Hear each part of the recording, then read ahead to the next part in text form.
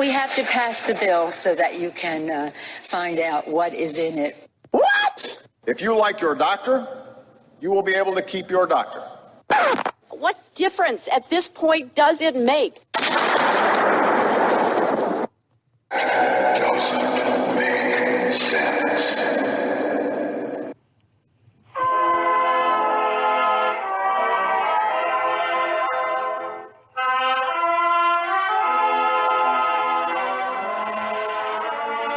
If you're looking to make sense out of what's going on in the world today, then you've come to the right place. Welcome to Southern Sense Talk Radio with your host, Annie, the Radio Chick-A-Dee, and featuring Curtis C.S. Bennett and the most interesting guests that you'll find anywhere on Internet radio. And you can join the show and let your voice be heard by dialing 917-889-3675. So sit back, relax, and remember, Southern Sense is common sense.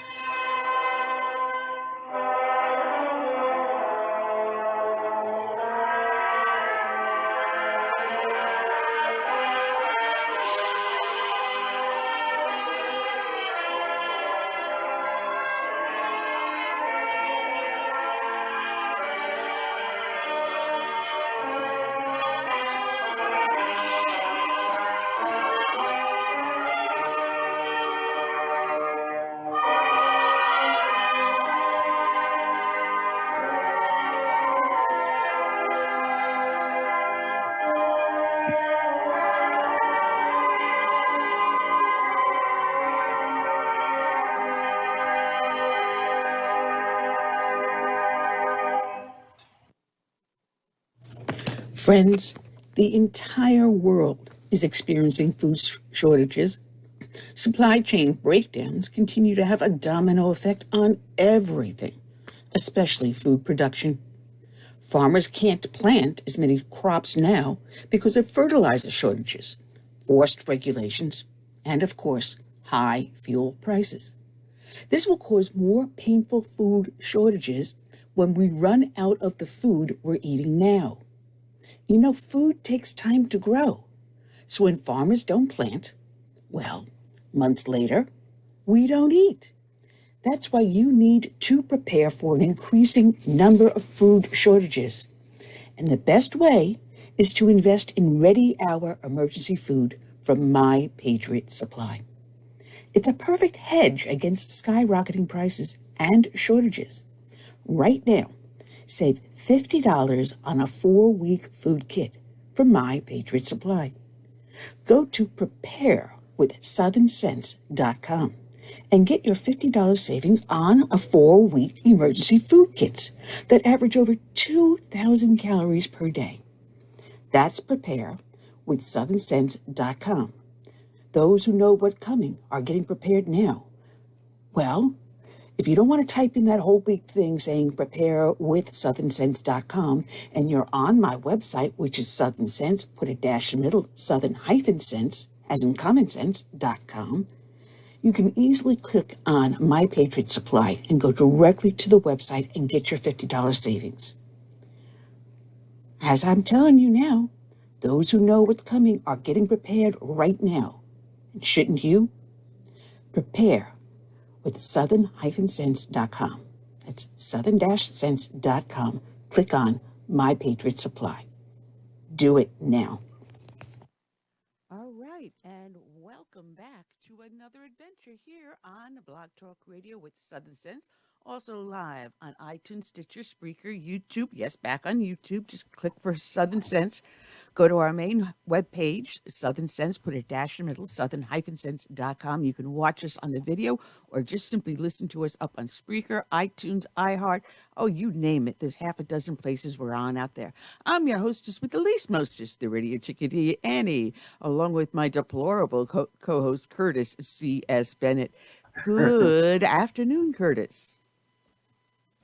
Good afternoon. How you doing? Oh, I'm hanging in there. We've had a lot of last-minute changes in our lineup today. I mean, including up to an hour before we came on air. We're going to be starting off with the CEO of a brand new browser that you can download onto your smart device, onto your computer. It is designed specifically for conservatives. It's called TUSK, T-U-S-K, as in elephant tusks. TUSK, T-U-S-K, Jeff Bermant. He will be joining us. And Paul Manafort, everyone knows Paul Manafort, a Trump campaign aide who ended up being sent to prison all on a political witch hunt. He is the author of a new book that blows it wide open, titled Political Prisoner, Persecuted, Prosecuted, but Not Silenced. He will be joining us. Then we have Michael Letts. He's a law enforcement professional and CEO and founder of In-VestUSA. It's not an investment firm, folks. What he does is he provides ballistic vests to first responders. We invest in our law enforcement and first responder community. We had a last minute change up. Two of our guests had to reschedule. Fred Lucas, who is with the Heritage Foundation Daily Signal, will be with us next week, not this week. He had a last minute emergency about 2 hours before we went on air. But we will have Scott Schara. He is the founder of Our Amazing Grace. Now, the story he's going to tell and what happened to his family and to his daughter is just heart-wrenching.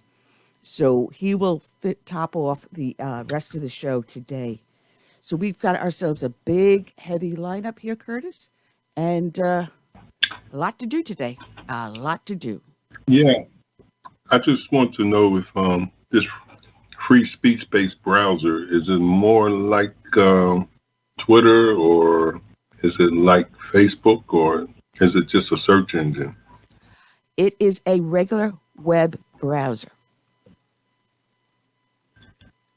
Just like any other web browser, like Chrome, DuckDuckGo, Internet Explorer. It's a web browser. That's but what it I is was getting at. Yeah. designed for those of us that are conservative. And it's amazing. It really is amazing. So we'll be talking with him on that one. Yeah. So, that said, I want to welcome everyone that's here listening in the chat room here on Blog Talk Radio. We have it open over on Facebook and YouTube, as well as our homepage. So you can go to any one of those and be able to message me. That's if I pay attention. that's the if. Paying attention. But everyone that listens to the show knows that we start off each and every show with a dedication to a fallen hero. And today's dedication is going to go out to Sheriff. I'm sorry, I'm having a little bit of trouble speaking today. All right. Sheriff Deputy Darren Almendarez out of Harris County, Texas. His end of watch was Thursday, March 31st. And let me pull the pages up. And this is coming from the policetribune.com, Fox 26 out of Houston, and the Dignity Memorial Obituary. And let's pull up the slideshow. And the first reads, Harris County Sheriff's Office, Deputy Darren Almendarez died in the line of duty on Thursday, March 31st of this year, during a shootout with 3 suspects who were allegedly trying to steal a catalytic converter from his vehicle, according to investigators. Harris County Sheriff Ed Gonzalez said the incident occurred near the intersection of Aldine Westfield Road and FM 1960 at approximately 8:40 p.m. that night. Deputy Almendarez, 51, was off duty and shopping with his wife in preparation for his sister's birthday party just prior to the incident. They were walking out of the grocery store when Deputy Almendarez spotted 3 suspects trying to steal the catalytic converter off his vehicle in the parking lot, according to investigators. He told his wife to run to get away from danger as he put himself in harm's way to protect the rest of the community and to try and stop a crime, Sheriff Gonzalez told reporters. The sheriff said the deputy confronted the suspects, at which point at least one of them allegedly pulled out a gun, KHOU reported. Deputy Almendarez struggled with the suspect and attempted to disarm him before he drew his own weapon. Deputy Almendarez was fatally wounded during the ensuing exchange of fire. He shot two of his attackers, but police were still searching for the third at the time of this writing. Deputy Almendarez was a fighter, Sheriff Gomez said, according to KPRC. He was a warrior in every sense of the word. The deputy was rushed to a local hospital where he succumbed to his wounds. The two suspects he shot took themselves to a hospital, and which happened to have been the same hospital the deputy was taken to, and were taken into custody. Both had been listed in stable condition at the time of this article. Deputy Almendarez served with HCSO for 23 years and was assigned to the agency's auto theft division at the time of his murder. The sheriff said the veteran deputy spent a portion of his life homeless and working in fast food service before he decided to devote his life to serving his community. Deputy Almendarez was doing what he did best the night he was murdered. According to Sheriff Gonzalez, he was out there fighting crime. And the HCSO Texas Twitter feed shows Deputy Almendarez, and the caption reads, "Meet auto theft investigator Deputy Almendarez with used car buying tips. If a price is too good to be true, it probably is. The public VIN on the dash should match the VIN on the door jam stickers." And he advises to meet in a safe public place like a police station. And following that, they post, "With heavy hearts, we mourn the loss of Harris County Sheriff's Office Deputy Darren Almendarez, an agency veteran of 23 years. He served in our auto theft unit for the past year. Our thoughts and prayers go out to his wife, children, his extended family, colleagues, and friends." And from Fox 26 by Carolina Sanchez. And she writes, "Family, friends, and brothers and sisters in blue are bidding their final farewell to fallen Harris County Sheriff Deputy Darren Almendarez. Visitation and funeral services were held for the deputy at Humble First Assembly of God, located at the 1900 block of FM 1960. His family had a private visitation at the church for an hour before they opened to the public. The funeral service featured testimony from Sheriff Ed Gonzalez and two of Deputy Almendarez's sergeants. But it was his wife, Flora, who provided very emotional eulogy about the love they shared in their relationship. She drew laughs when she joked about he was a fraud to the county because he wasn't bilingual. She said he would call her to ask how to say certain words in Spanish, including firearm, which he incorrectly called firework. But it was the last moment they shared as he confronted the men who killed him that gripped the room. "Your last words to me were, 'Wait right here, babe,' coming out of the store. And then you disappear on me. Then you said to me, 'Run, babe.' I couldn't leave, couldn't turn away from you. I walked away, and your next words were, 'Call 911, babe.' And then I ran to you, and your next words to me were, 'I love you, babe. I can't breathe.'" She held him one last time before paramedics arrived. "I don't eat," she said. "I think since Thursday I've had 6 hours of sleep." Their daughter Andrea followed, sharing some of her fond memories of him, including one about his fear of heights that drew laughter. So we all know that he was afraid of heights. He was so afraid that one time we went out to the carnival to get on the Ferris wheel. He wouldn't go with me, so he made me go with a stranger, Andrea recounted. She said she was grateful to be his daughter. I'm glad I got to spend 14 years of my life as Daddy's girl. Following the service, police honors were rendered outside, which included a flyover. A procession escorted the fallen deputy to the burial at Brookside along the East X Freeway. And from his obituary, it reads, Deputy Darren Almendarez graduated from Austin High School and attended Houston Community and San Juanico College. Darren attended the Harris County Sheriff's Office Police Academy Class B1-99 and graduated in 1999 and later earned his Master Police Officer certification. He had a great 23-year career with the Harris County Sheriff's Office, working as a patrolman in District 3, a field training officer, a certified instructor. He was an investigator for the multi-agency gang task force, which included the Federal Bureau of Investigations, and as an auto theft task force investigator.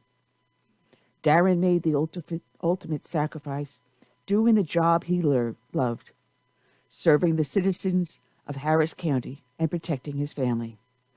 Darren once said, I'm not going to say I'm the best, but I am dang good at what I do, and I'm proud of it. He really was the best. Anyone who ever worked with him would agree with that. Darren would go the extra mile to help a victim get justice or just lend a helping hand to someone in need. In his free time, Darren enjoyed saltwater fishing, traveling, barbecuing, working in his yard, woodworking, and he was a football fan, cheering for both the Houston Texans and the Dallas Cowboys. Darren met Fleur in 2010 at the East Aldine District meeting, and they later married. Darren was an avid animal lover who cherished his fur babies as well. Nico, Bambi, Dale, Peepa, Stella, and Petunia. Darren is preceded in death by his father, Abraham Almendarez Sr., his brother Abraham Almendarez Jr., and 2 rainbow babies, one lovingly named Nicholas. Those left to cherish his memory are his wife of 8 years, Flor M. Zaragoza Almendarez, daughters Andrea Almendarez and Kayla Rios, his son Danny Rios, his mother Mary Helen Martinez, 5 sisters, 3 brothers, numerous nephews and nieces, and numerous extended family members, and of course, his brothers and sisters in blue. Today's show is dedicated to Deputy Sheriff Darren Almendarez. It is also dedicated to all of the brave men and women out there that serve as first responders, be they law enforcement, firefighters, or emergency services. It is also dedicated to the brave men and women who serve in our military from the birth of this magnificent country to today and into our hopeful future. We dedicate to them this song by my friend Todd Allen Herndon. My name is America. May God bless each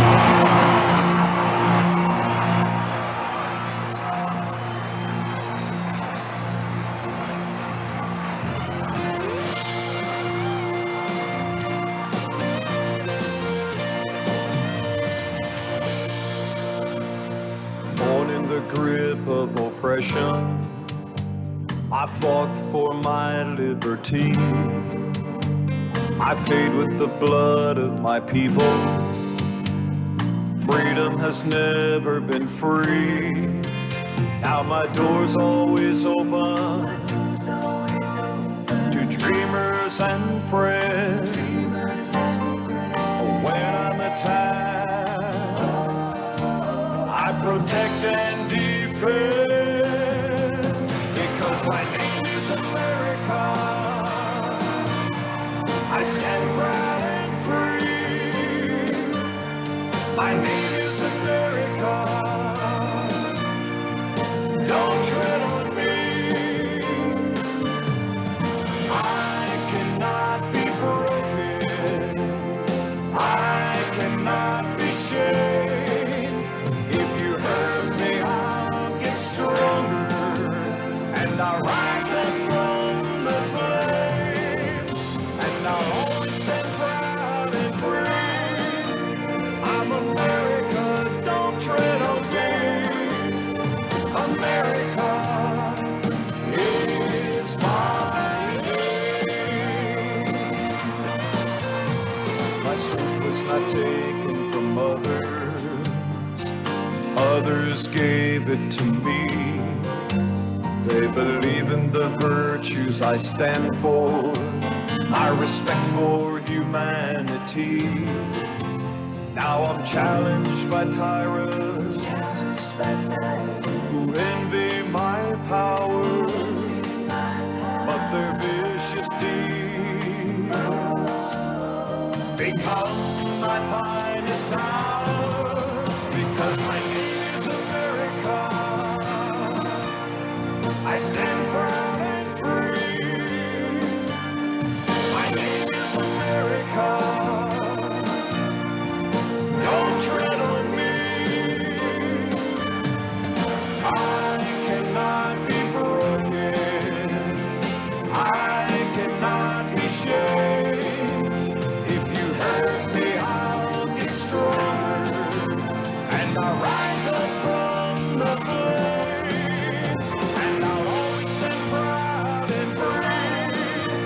I'm America, don't tread on me. America is my name. For those who need me, I'll always be here. For those who will harm me, I'll face without fear.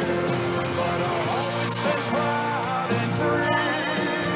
I'm America, don't tread on me. I'm America, yes, America is my name. Is my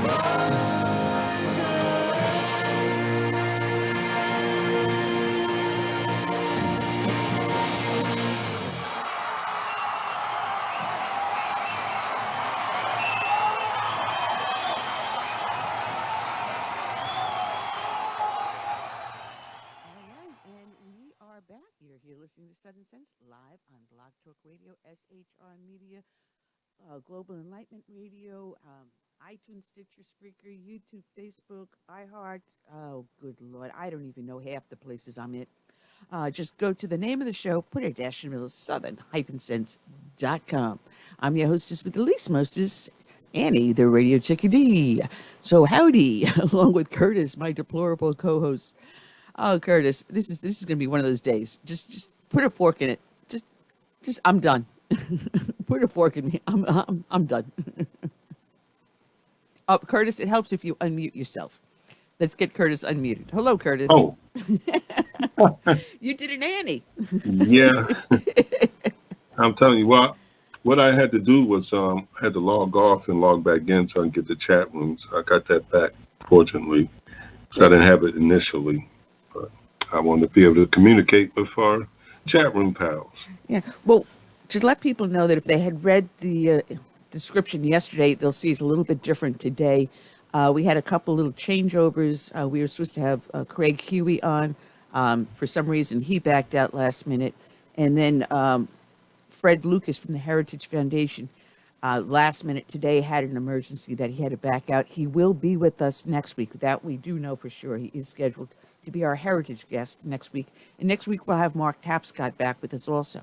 So we're booking right now, starting up 2 weeks ahead of time. That's how far ahead we're going right now, which is good for us. Very, very good for us. I want to welcome everyone here. It is. Chat room here on Blog Talk Radio, and those that are joining us over at Facebook as well as YouTube. And yes, I managed to get another page open on YouTube, but shh, don't tell them because they may shut me down again when they figure it out. But that's all right. Yeah. That's all right. Yeah, we'll get ourselves going. We will get ourselves going. There's a lot to talk about. We always do. Yep. Yeah, there is a lot to talk about here going on. And you just had the primary down in Florida. And if everyone remembers last week, we had a surprise call-in guest, someone we did not schedule, just surprise call-in, Colonel Calvin Wimbish. He won his primary, folks. You helped put him over the top. Thank you. A lot of people that we've had on the show running in Florida have made their primary seat. Where I'm glad we can give him a hand. Some didn't, and lots of them did. But you know who had a really good track record on your primary? Your Governor DeSantis, Curtis. Out of, how many did he endorse? I think he endorsed 30 of them. Yeah, 30 candidates.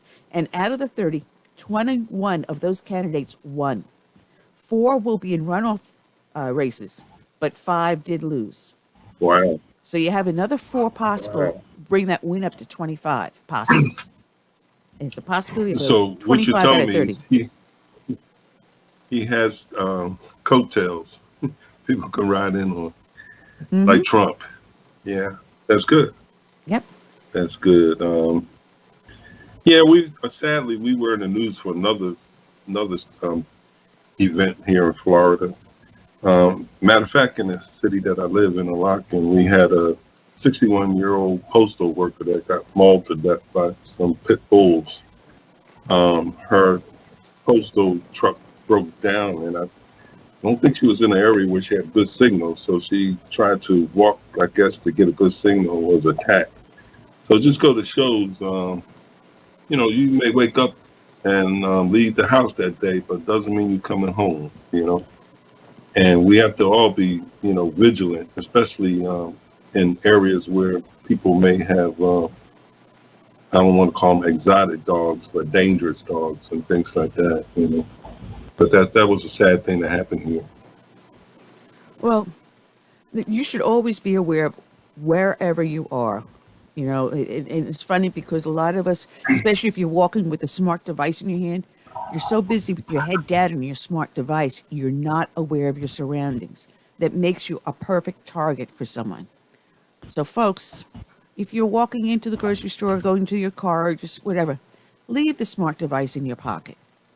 And if you do need to take it out, stop. Don't keep on walking. Take a good look around you before you open that device and answer the phone call or text or whatever it is that you want to do at that moment. But take a look around you to make sure you're in a safe spot. Too many people walk around with their face buried in the smart device and they get themselves into trouble. And that's a sad, sad truth. So, be situational aware. And if you do have dogs that can be considered dangerous, you need to make sure they're secured in your yard or a pen or somewhere, because I think these people are going to get charged, the owners, for this woman's death. Oh, yeah. Yeah. I mean, pit bulls are an unusual breed because once they clamp on you, they don't let go. They don't let go, period. Yeah. I mean. Yeah. And we usually don't have that kind of thing happen here in Interlaken, Florida. This is a nice, quiet, people go fishing and type, we have parades and things like that. Almost like that movie, Doc Hollywood, with my boy, I can't even think of his name. Michael J. Fox. Back to the Future. Yeah. Nice little quaint town. Everybody gets along and stuff. And then this happens. Michael J. Fox. Yeah. The Canadian who doesn't like the United States too much. Unfortunately. Yeah. What lefty does. No. Anyway, we're waiting for our first guest to call in. I did not get a phone number for him from his agent, so hopefully he will call in on time. He should be calling in very shortly. He has created a new web browser called TUSK, and I've downloaded it on one of my computers as well as my phone.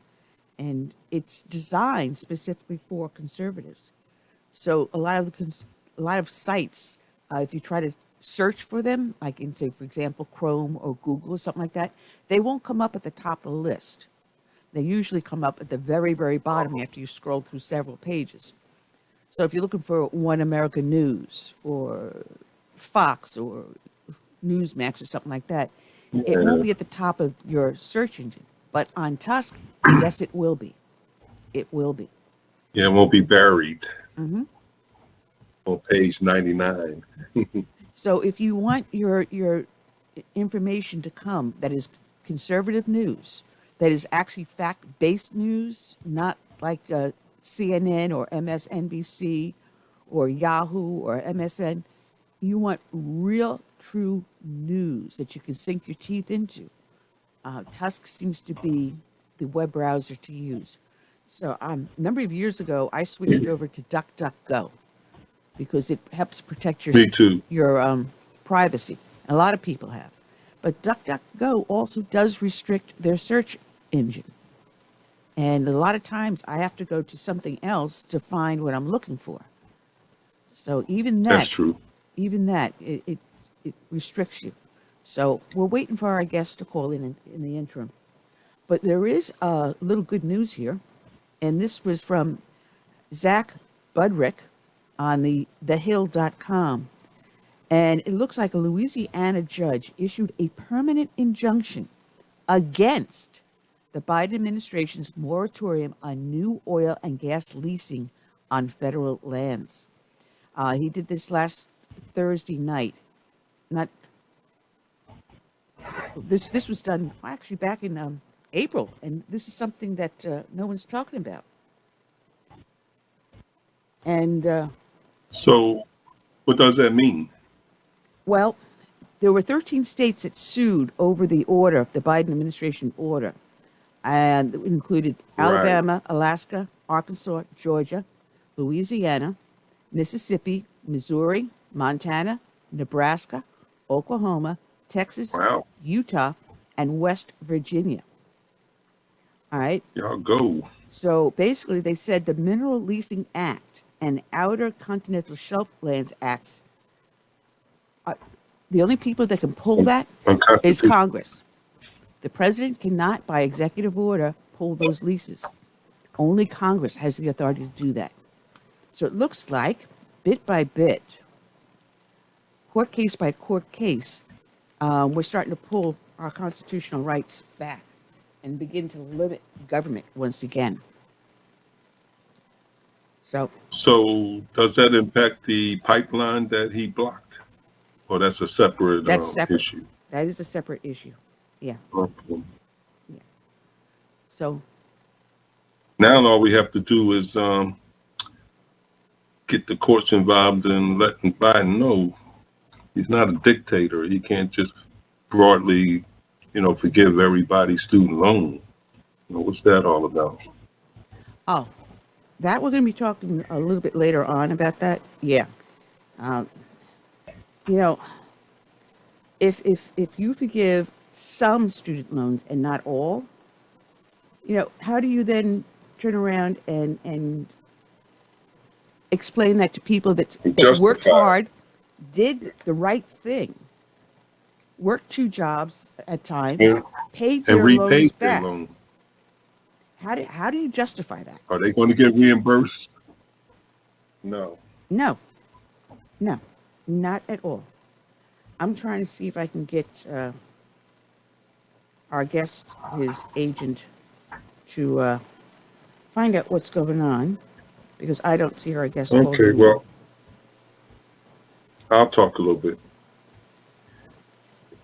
Yeah, I went through college, and at the time I had a scholarship, I had a grant, and I had a student loan. And every penny of that student loan I paid back over, I think it was like 14 months. And I got it paid. I didn't feel like I was entitled to the point where I didn't feel I had to pay it back. It was just part of, taking care of business. You You take out a loan, you pay it back. But that doesn't seem to be the mindset of young people these days. It's like, I want everything free because of the fact that I feel entitled to it. I'm a minority. I was oppressed, and they need to make up for that, so I don't have to pay it back, or they don't really need the money. These companies are super rich, and they're bilking us for all this money and things like that. So, Well, you know what it is? that's what. It's the mindset that I am privileged. I didn't ask to be born, so now you owe me. Well, hello. I don't think any person in the world asked to be born. We didn't ask to be born into whatever situation we were born into. We did not have a choice. I mean, God placed us in a certain place at a certain time. And then it's up to you to be responsible for what you make of it. And they're taking away personal responsibility. So it's easier to blame the Twinkie. It's easier to blame the hot coffee. It's easier to blame something else instead of taking personal responsibility.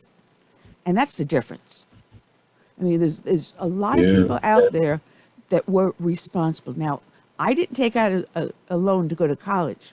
I tried to get a grant, the Pell Grant, but my brother had taken it and they were only allowed one Pell Grant per family. So I ended up working 2 and at one point 3 part-time jobs to pay for my college tuition. I did it. I went to college, but I remained debt-free from that. A lot of other people just, well, no, I have to get into that Ivory College, that big-name college, and get my master's degree in basket weaving. And guess what? I felt good. Go ahead. I just got a message from his agent.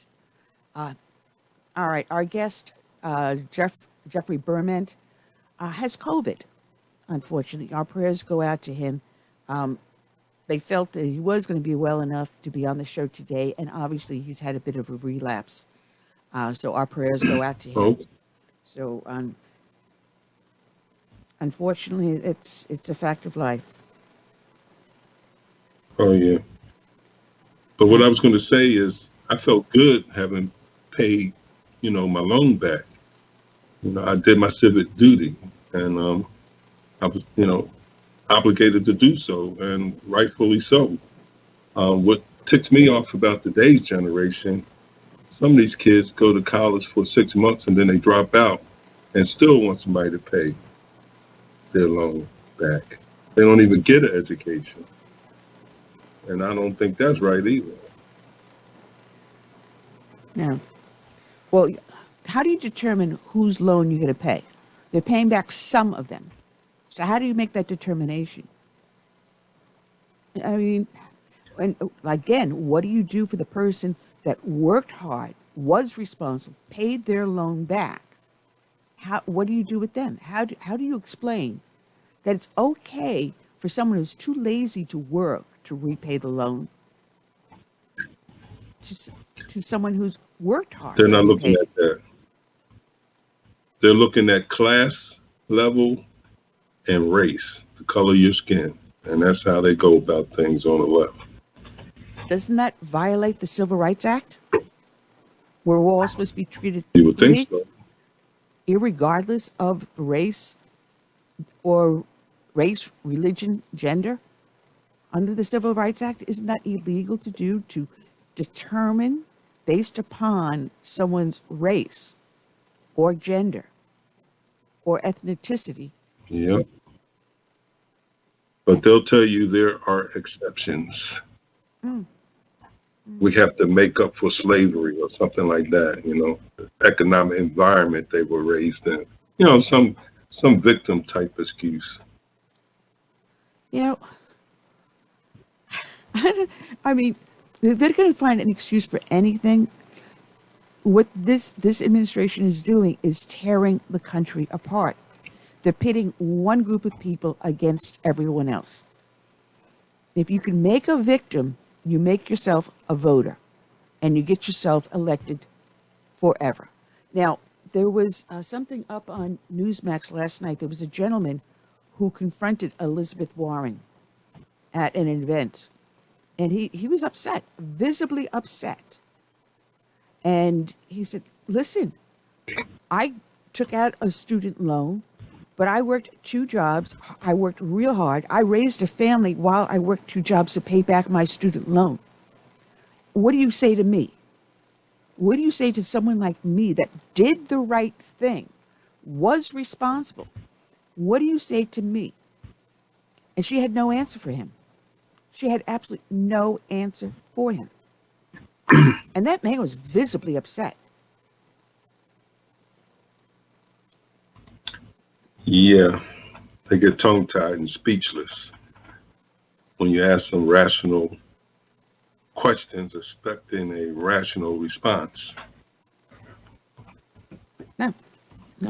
But since Jeff Bermant is not going to be with us, just want to let people know a heads up on this new web browser called TUSK, TUSK. And there's a link on our show page that if you click on it, will take you to his page, which is tuskbrowser.com. I'm urging you all to check it out. What they wrote to me about it, explaining what this was. Let me just get out of what I'm doing here. Okay.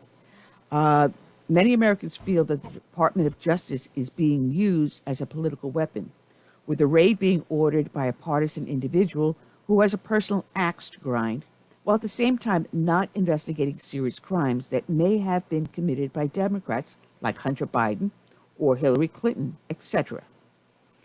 Trump seems to have been making all appropriate, reasonable accommodations to cooperate with any inquiries, making this sort of raid something which may very well violate the Constitution.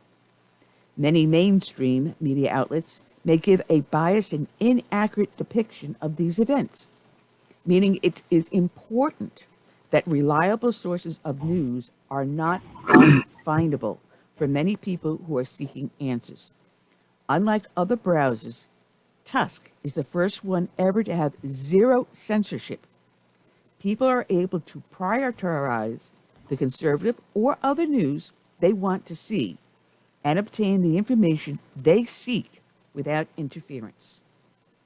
Now, Jeff would have talked about how important it is that American people and onlookers around the world are able to get a fair and accurate reporting of one of the many shocking attacks on the constitutional rights in public memory, and why we need to be concerned about left-leaning technology companies who seek to manipulate the general public with biased news and information sources. Now, Jeff Bermant is a patriot who loves the United States of America with all of his hearts. That's why he's putting his money where his mouth is in founding TUSK. It's tuskbrowser.com. After graduating from USC with a major in history, he founded one of the largest real estate development groups in Santa Barbara, California, before his passion led him into the digital world of browser development with products like Cocoon VPN and Cocoon My Data Rewards. He's an entrepreneur with over 13 years in the field of browser development, combined with his deep love of America. He is the right person at the right time in history to affect change. So most web browsers, when you go into them like Chrome or Google or whatever, they use an HTTP protocol. Well, task forces sites to use HTTPS connections when available, protecting your data from prying eyes. And these encrypted connections on both the client and server sides ensures data security over the network, especially public networks like Wi-Fi. Now, if anyone notices on our website, My Southern Sense, it is an HTTPS. It is not an HTTP, so that when you go onto my website, again, what you're looking at or whatever is protected. So this is what we would have been talking about, why he's done it, and what the purpose of it is. But unfortunately, COVID knocked him for a loop, so we're going to put him aside, and hopefully he can join us next week and talk about this. Yeah. So. Hey, we had another another victory for freedom in this country. I don't know if you heard about it, but Washington, D.C. Superior Court judge ruled that the mayor of D.C. and her vaccine mandate for city workers were unlawful. So I think even in the Democrat, hold cities, they're starting to wake up and they're fighting back. Some of these mandates that are coming out of government at the federal and at the state level and city in this case. So that's good. That's a good ruling. Yeah, there was also a positive ruling, I believe, for the Air Force on certain members that sought exemption. And I think that more and more people are challenging this mandate. And there is something coming out that children under the age of 13, they have a 30% chance higher of having an adverse reaction. The group of people that have the least amount of reactions are 13 to 18-year-olds. But still, I question this vaccine because they have nanobots in it, and a lot of these vaccines are created using fetal cells, aborted baby cells. So there's a big... And not only that, they haven't had long-term testing. No. And I have a very dear friend of mine who had the vaccine, got COVID anyway. But there is a huge lump on his arm that has been there for months from where the injection site is. Now, I'm sorry, I don't recall ever getting a vaccine that caused that bad a reaction on someone. And we're finding a lot of people are having adverse reactions, especially if you have a heart condition. So, vaccine mandates, this is really scary. Matter of fact, there was that tennis player, he was a Wimbledon champion, that just canceled coming to the U.S. Open here in the U.S. here, up in New York. Why? Because he is not vaccinated and they won't let him in the United States. But we'll let illegal aliens cross the border who are not vaccinated and bust them anywhere in the United States they want to. But you've got a world-class Wimbledon champion tennis player, and they will not allow him to compete in the U.S. Open because they won't let him in the country because he's not vaccinated. You got to be kidding me. If I were that guy, I would be saying the same thing like you just said, Here I am, I'm going to bring economic, prosperity to the area that I'm coming to play. And you won't allow me to, because I didn't take a vaccine yet, you allow all these illegals to come into your country. And if anything, they're adding to the burden, economic burden of the cities that they're going to. I'm telling you, if I was him, I'd proclaim that every day, loud and clear, have a press conference. Yeah. I mean, you got to remember, what was it, Australia that actually put people in quarantine camps? I mean, they've gone a little bit too far, and I think the rest of the world is starting to push back. Not those dreaded camps like from the concentration camp days. Yeah.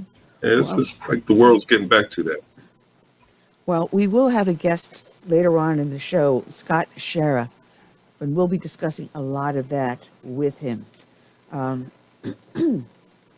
I'm just trying to see whatever else I got here in the news. And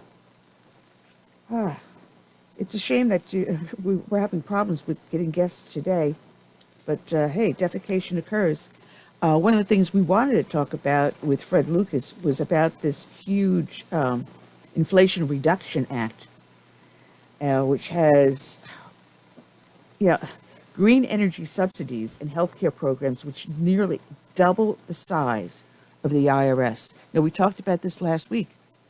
They got, 23,000 agents, employees, or whatever. They're adding 87,000 more than almost triple the number, close to tripling in the size. And they arming that agency. Well, it's going to be $740 billion in new tax revenues that the bill will affect all of us. And, you know, here we go. There's 4 Republicans did not vote who should have voted no. But there's 4 Republicans that did not vote on this bill at all. Jerry Carl of Alabama, Mike Gallagher of Wisconsin, Greg Pence of Indiana. Pence, Indiana. I'm wondering if he's a relative of Mike Pence. That'd be interesting to find out. Tell him. Mike Rogers of Alabama. So that is a very, very good question. Greg Pence. Let's take a quick search in TUSK and see what we come up with. And using the TUSK browser. All right. Yeah, I'm going to download that. All right. Let's see. Truth about, and he happens to be Mike Pence's brother. Mike Pence is. Yeah, I don't believe in Clinton. He is Mike Pence's older brother. And here, this is what we love. This is the hypocrisy of rhinos. All right, this is an article from the Indianapolis Star from Caitlin Lang, and yeah, he does look like Mike Pence a lot. He's the older brother, and Greg Pence was among those Republican members of Congress who have criticized President Joe Biden's decision to waive $10,000 in student debt loan for millions of borrowers, despite his ties to a company that had thousands of dollars of federal loans forgiven itself. The Pence Group, LLC, the name associated with the Pence family's antique malls in Edinburgh and Bloomington, was loaned $79,441 in July of 2020 under the Paycheck Protection Program, the PPP program, intended to help businesses continue to pay their workers during COVID-19. Unlike student loans, the PPP loans are intended to be forgivable if certain criteria was met from the start. The government forgave $80,180 worth of loans and accrued interest for Pence Group, LLC. The value of the 2 malls is between $5 million and $25 million, according to Greg Pence's most recent financial disclosure report. The brother of former Vice President Mike Pence was slammed by some on Twitter after he criticized the student loan forgiveness plan on Twitter, saying it would punish countless Hoosiers by forcing them to foot the bill for someone else's agenda, which is what we've been saying all along. You and I would end up being ones to pay back the student loans for people that are irresponsible. The White House Twitter account also shamed other Republicans who, like Greg Pence, had criticized the student loan forgiveness despite being a recipient of the PPP loan forgiveness themselves. Most notably, Congresswoman Marjorie Taylor Greene as of Friday afternoon. Let's see what further goes on to say. In a statement by Indy Star, Pence said Biden was comparing 2 unrelated issues. Wait a minute. You're taking out a loan, you're accepting a loan, and you're allowing it to be forgiven, so you're not going to pay back that loan. So how is that different from someone taking out a student loan and expecting it to be forgiven and not pay it back at all? Interesting. Very, very interesting. Yes. Quite interesting. But I'm not surprised. Mm-hmm. Wow. All right. Well, that was doing a search on TUSK. So, very, very interesting. And you say he's a senator or rep? A representative, congressman. Okay. Yep. Wow. Yep. So I guess the Pence brothers are 2 peas in a pod.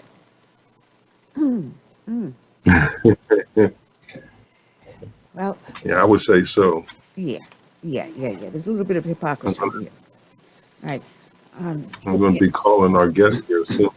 So Oh, yes, yes. Paul Manafort can hear is our from next Paul. guest up. So yeah, give him a shout soon. And this is something Fred Lucas would have discussed with us about this this bill that brings in 87,000 new IRS agents, and he puts down 4 points. The current IRS workforce includes 78,661 full-time employees. So Democrats' legislation, when passed, would more than double the agency's employees. So I was incorrect. It was not 23,000, 76, almost 79,000 full-time employees. So 87 would more than double. Wow. All right. Open the Books reports under a title of The Militarization of the U.S. Executive Agencies shows that the IRS Criminal Investigation Division has a stockpile of more than 4,600 guns. 4,600 guns, a stockpile. What we're talking about. They arming these agents. Yep. This stockpile includes 3,282 pistols, 621 shotguns, 539 rifles, 15 fully automatic firearms, and 4 revolvers. 4 revolvers, interesting. They have 3.1 million rounds of ammunition in reserve. They had 1.4 million for rifles, along with over 360,000 shotgun rounds and 56,000 rounds for automatic weapons. Now, you got all these weapons in the hands of the IRS. However, his point number 2, the IRS National Criminal Investigation Training Academy has the responsibility to implement firearms training and related qualification programs nationwide. However, they have failed regularly to stay up to date with training or to report incidents of improper firearms use. So they've got all these guns in the hands of people that are not properly trained. That's really heartwarming. I'm telling you. Now, these IRS agents have more unintended discharges than intended ones. Because of the poor training, they have more accidental firings than intentional firings, according to a separate Inspector General's report. You know, these are men and women that have the authority of using deadly force against an individual with a firearm, but they're not trained to use the firearms. And that gives me real confidence in our government. And a Senate Finance Committee held investigative hearings into IRS abuses in 1998, and they have a history of armed raids. And that's really also very heartwarming. There's a testimony from a Virginia restaurant owner that said that armed IRS agents with drug-sniffing dogs burst into his restaurant during breakfast hours and ordered the customers to get out. The agents took his cash register and records. When he returned, he found the door had been kicked open and his residence had been raided, his personal residence. A tax preparer from Oklahoma gave similar testimony, saying that 15 armed IRS agents came to his business and harassed his clients. And then there was a Texas oil company owner that said agents came to his office and told employees, remove your hands from the keyboards and back away from your computers, and remember, we are armed. Oh, I'm loving this government more and more. Washington reported that at the time that Democratic and Republican lawmakers alike expressed dismay. Well, I would be surely dismayed. So we have armed IRS agents that are not trained properly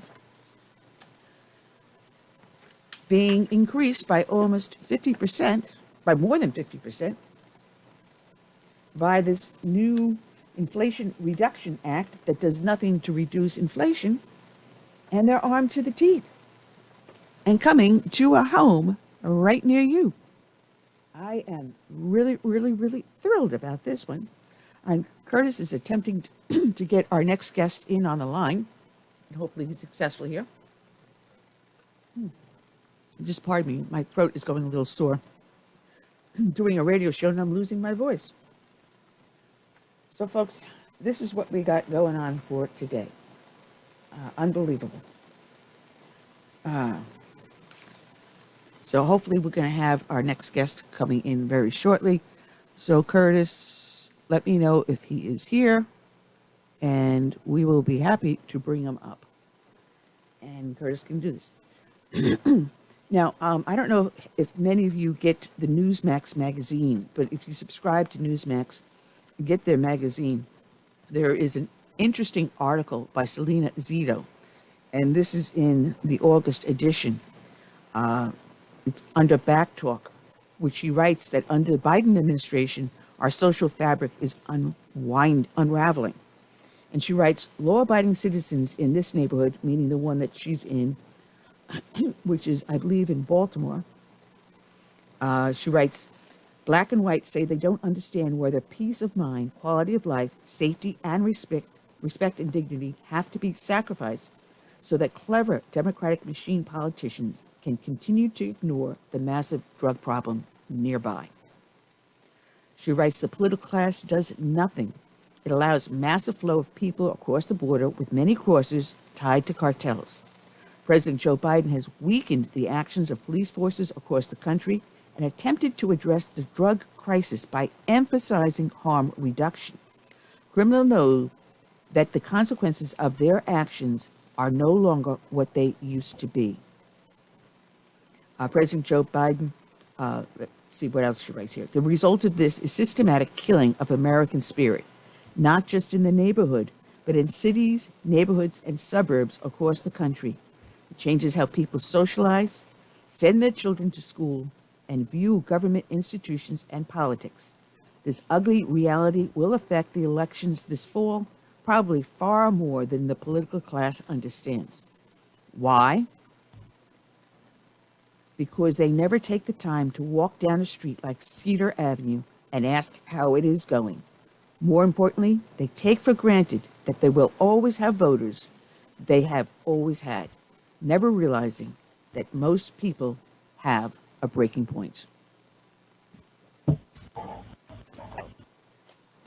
Curtis, excuse me. Yeah. Let me see Yep, if I can try to see if I can get a hold of him on my end. And go ahead and fill in for me for a few moments here. Okay? Will do. As I was saying, we had our primary this past Tuesday, the 23rd of August.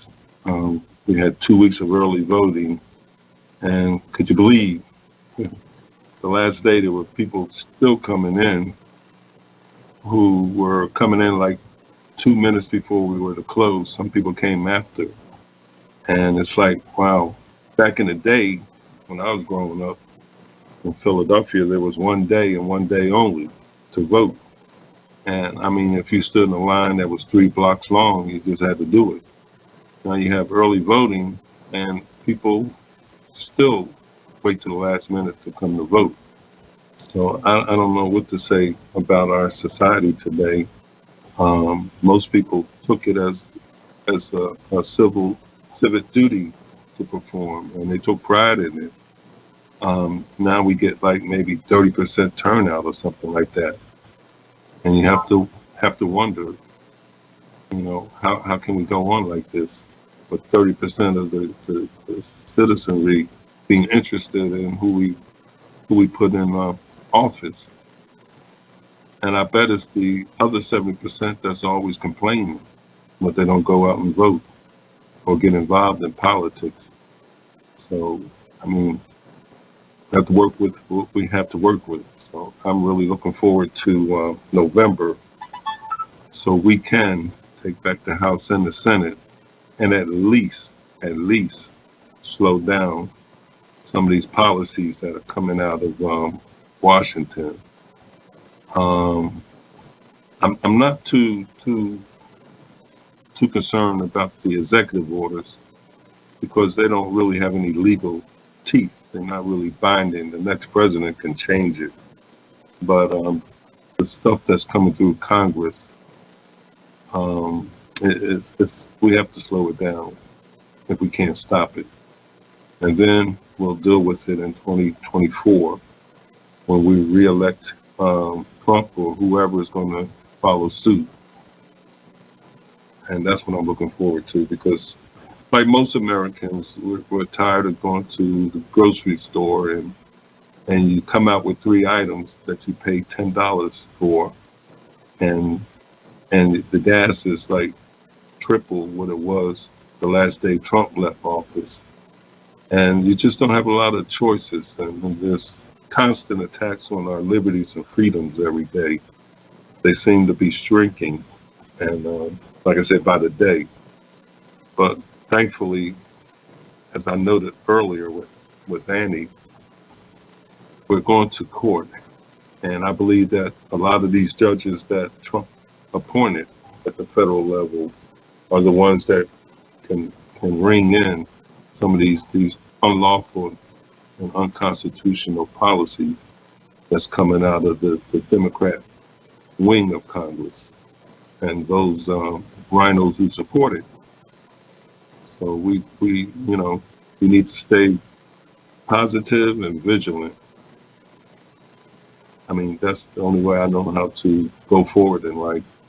I come across too many people who are down on the party when they really should be down on the party leadership. I don't see anything wrong with the brand. It's just the leadership. And as anything, even if you take a corporation like Disney, under Walt Disney, it was a wholesome company and was a fun place to go. Now, under these lefties from Hollywood that's taken over Disney enterprises, we have social experimentation going on, and it's not so wholesome as it used to be.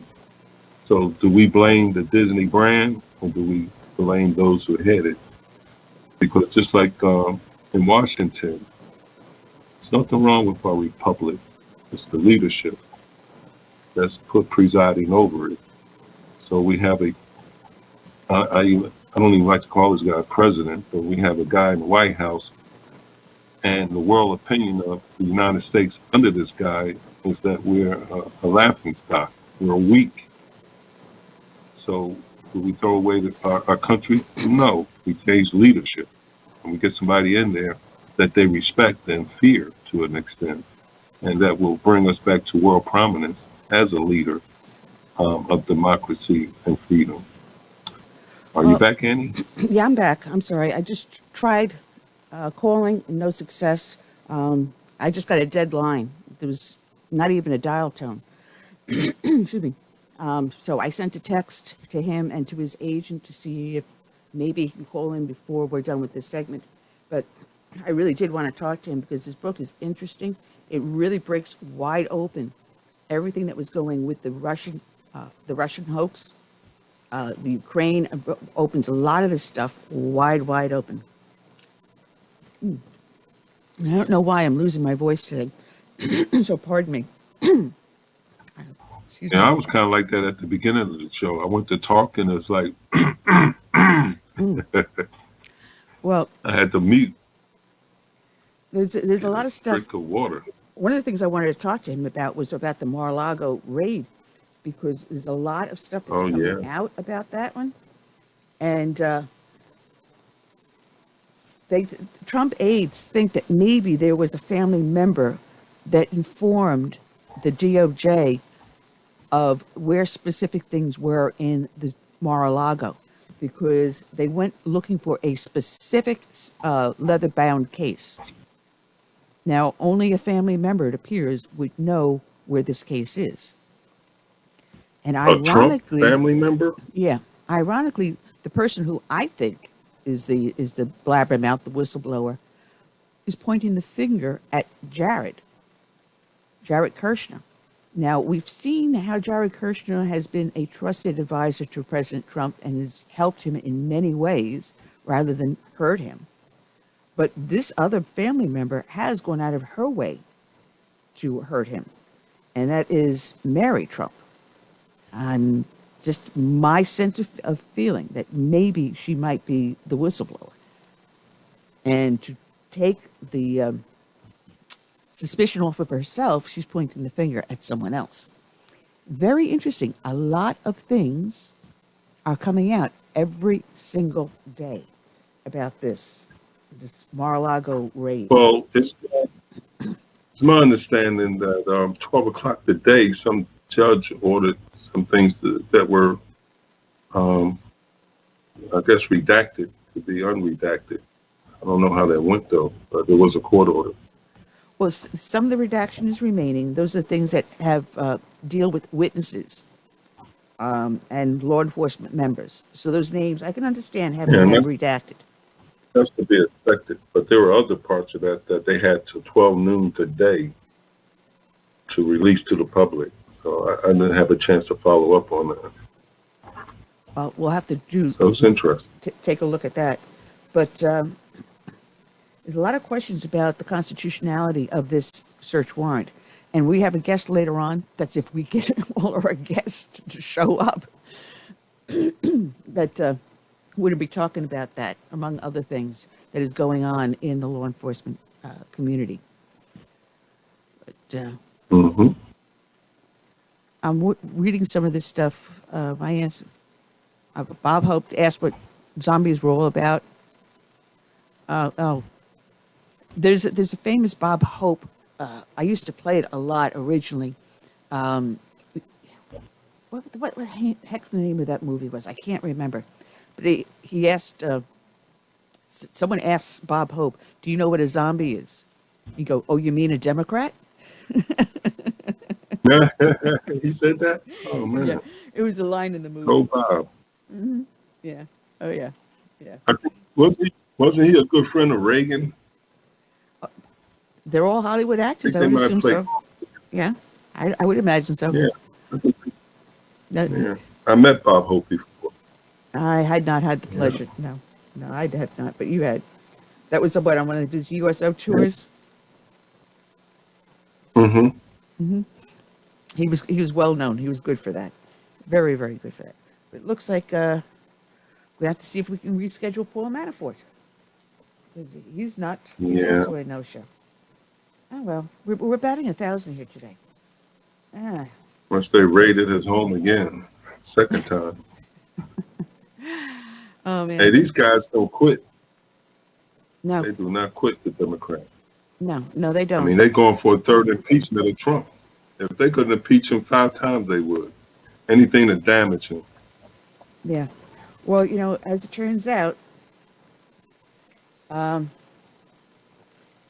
this is from Eric Woods Erickson, an article he wrote that,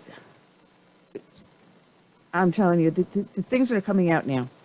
He writes, since Donald Trump's election in 2016, the media has breathlessly reported Russian influence in the election. It was Russia, Russian hoax again.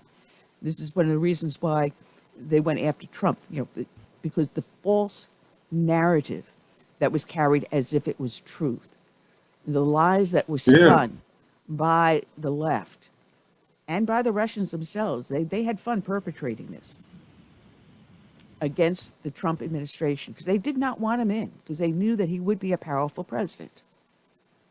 And wait to see what they're going to try to do with Ron DeSantis if he throws his hat in the ring. Holy moly. He writes, Democrats have insisted Russia stole the election. Many have claimed the Russians worked through conservative groups to get Trump into office. Now, an unsealed indictment suggests the Russians are funding American political groups. It just so happens that the groups are all left-leaning. An unsealed federal indictment is from Florida. No. All right, a judge in Florida.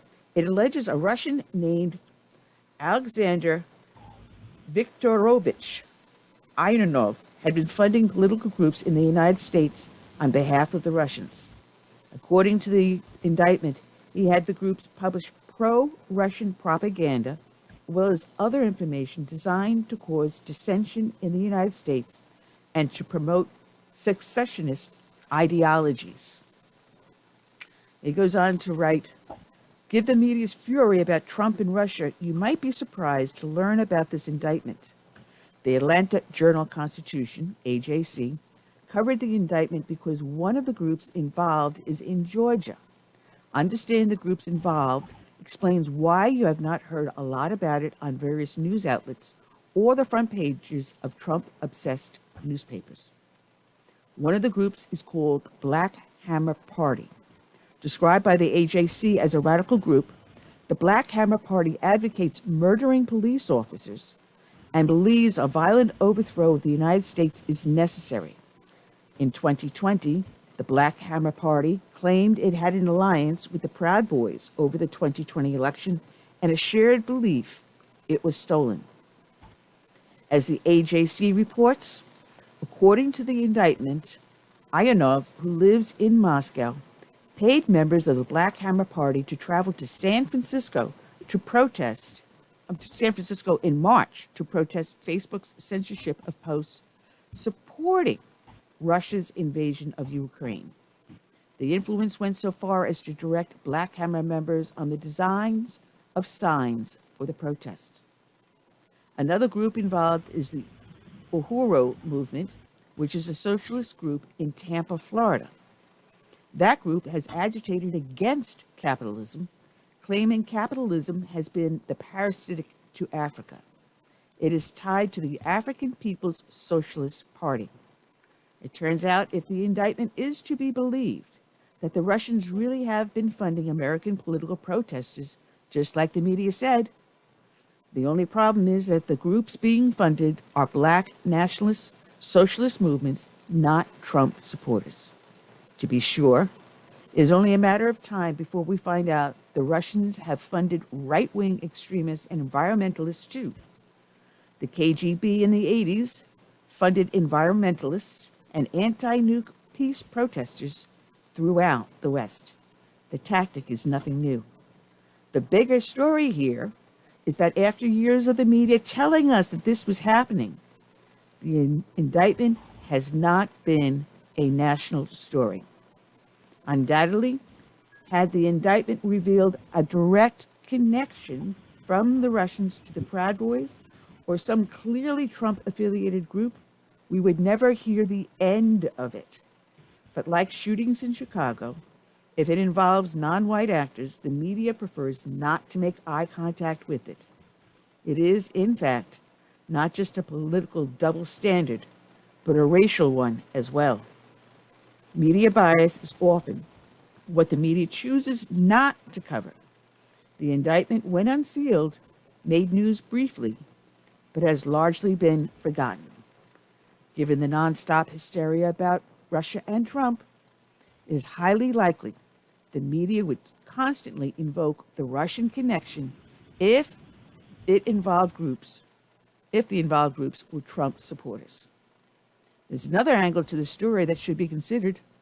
Back in 2020, as Antifa and Black Lives Matter stormed across American cities, there seemed to be a level of coordination.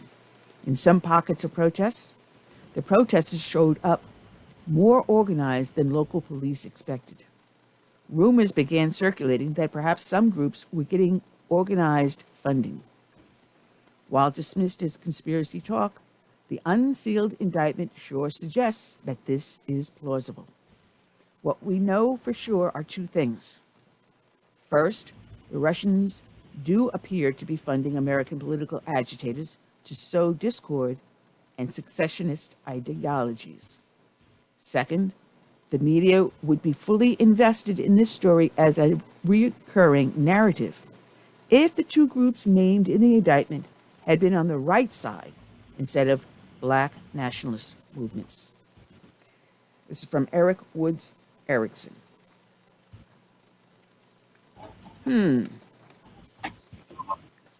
Wow. That's interesting. Yeah, to say the least bit. Very, very interesting. So, hopefully very soon, our next guest, you do have the phone numbers for the next guest in case he doesn't call in, because we do have at least 10 minutes left if Paul Manafort does decide to call Yeah. in. But, Yeah, I got Michael's number. yeah. So, again, we'll put this aside to see if we can get him rebooked a second time. Anyway, but it's Well, it's back interesting that the media is Yeah. not reporting this unsealed indictment. It says, yes, there is Russian collusion, but it's just not exactly what you think it was. But the media won't talk about it because it doesn't sell their narrative. Oh yeah, and something else came out recently about, I don't know how many billions of dollars is missing, but and it was reported by the Secret Service, but the Biden White House is saying that oh, this is old news, it's nothing new, you know, it's nothing missing, and this and that and the other, you know. Talk about scandal after scandal. $900 billion, that's a lot of money that's not accounted for. Mm-hmm. And just have to wonder what else is going on that we don't know about. I'd like to know what they're planning for the elections coming up in November. Here in Florida, we were so, I guess, conscientious about what happened on the last time that every mail-in ballot box had to be indoors at the precincts during election, and a person had to sit there guarding it the whole time we were open. They could, if they left to go on a break, another poll worker had to take their place and sit by that drop box. So, you know, nobody got away with cheating, at least at that point, you know, where people come to vote. Now, what happens after the ballots leave the precincts, that's another thing. But we ensured that any mail-in stuff were put in the drop box, and they were guarded by a worker. And we had some poll watchers there who were watching us. So, you know, I wish every state was like that. You know, no cheating, no dropping mail boxes outside. Nobody's taking care of them, watching over them, like in the movie 2000 or documentary 2000 Mules, where they were just stacking them with bogus ballots and things. So I feel comfortable that at least here in Florida, we had a good midterm primary, and I doubt if you find anything that was a miss. Well, there's certain states, ours being one of them, that have tightened up the voter integrity laws, which is good. There you go. Which is good. I mean, no election is going to be 100% perfect. That's impossible. I mean, you're dealing with human nature. If there's a way to cheat, someone will find a way to do it. Hopefully, it'll be few and far between. Yeah. But our primary went pretty smoothly. Now, That's good. what we're seeing with this rank voting in Alaska, it's. I'm not sure if I like it. I don't think I like it at all. And I don't like the fact that they've given illegals driver's license, because that's all that's required in most of these states to be allowed to vote. You know, you register and you show a photo ID, and they have it. Nope. And we're not playing that here in Florida. No. You want to vote, you want to become a citizen. And that's the way it should be. Yeah. Do we want the world deciding how we run as a country? But I do No, believe, we can't do that with them. I do believe the New York State Supreme Court ruled that issuing voter IDs to non-citizens is against the Constitution, their Constitution, the state Constitution as well as the U.S. Constitution. You have to be a U.S. citizen to vote. So, you know, trying to blur the lines with the motor voter ID is not going to work. Well, that's good news. That leaves us California. Well, I'm just bear with me, folks. So the agent for Paul Manafort just texted me. I apologize for the disruption. Just letting him know that no, we did not get our guest, and we tried calling 3 times, and that didn't work. But we've got just a couple of minutes before our next guest comes on. So I apologize. This is not our normal fast-paced moving show that we normally have with one guest after another. For some reason, I got a black cloud hanging over my head today. Today's not Friday. What's it, 26th? That's no, Friday the 13th 26th. Times 2. Maybe that's what it is. Friday the 13th times 2. It makes it the 26th. And just batting 1,000 today, folks. Just you have those days every now and then. Every now and then, get one of those days. But fortunately, we do have enough to talk about with what is going on out there. And having this indictment talking about the Russian collusion with the left, it's important that we talk about it so the word starts getting spread out there. You know, it's got to be a bucket brigade of truth. So pull up the articles that I'm talking about. You know, don't be afraid to share them on your social networks. And that one about the Russian probe, you'll find that one under Eric Woods and Erickson, Erickson.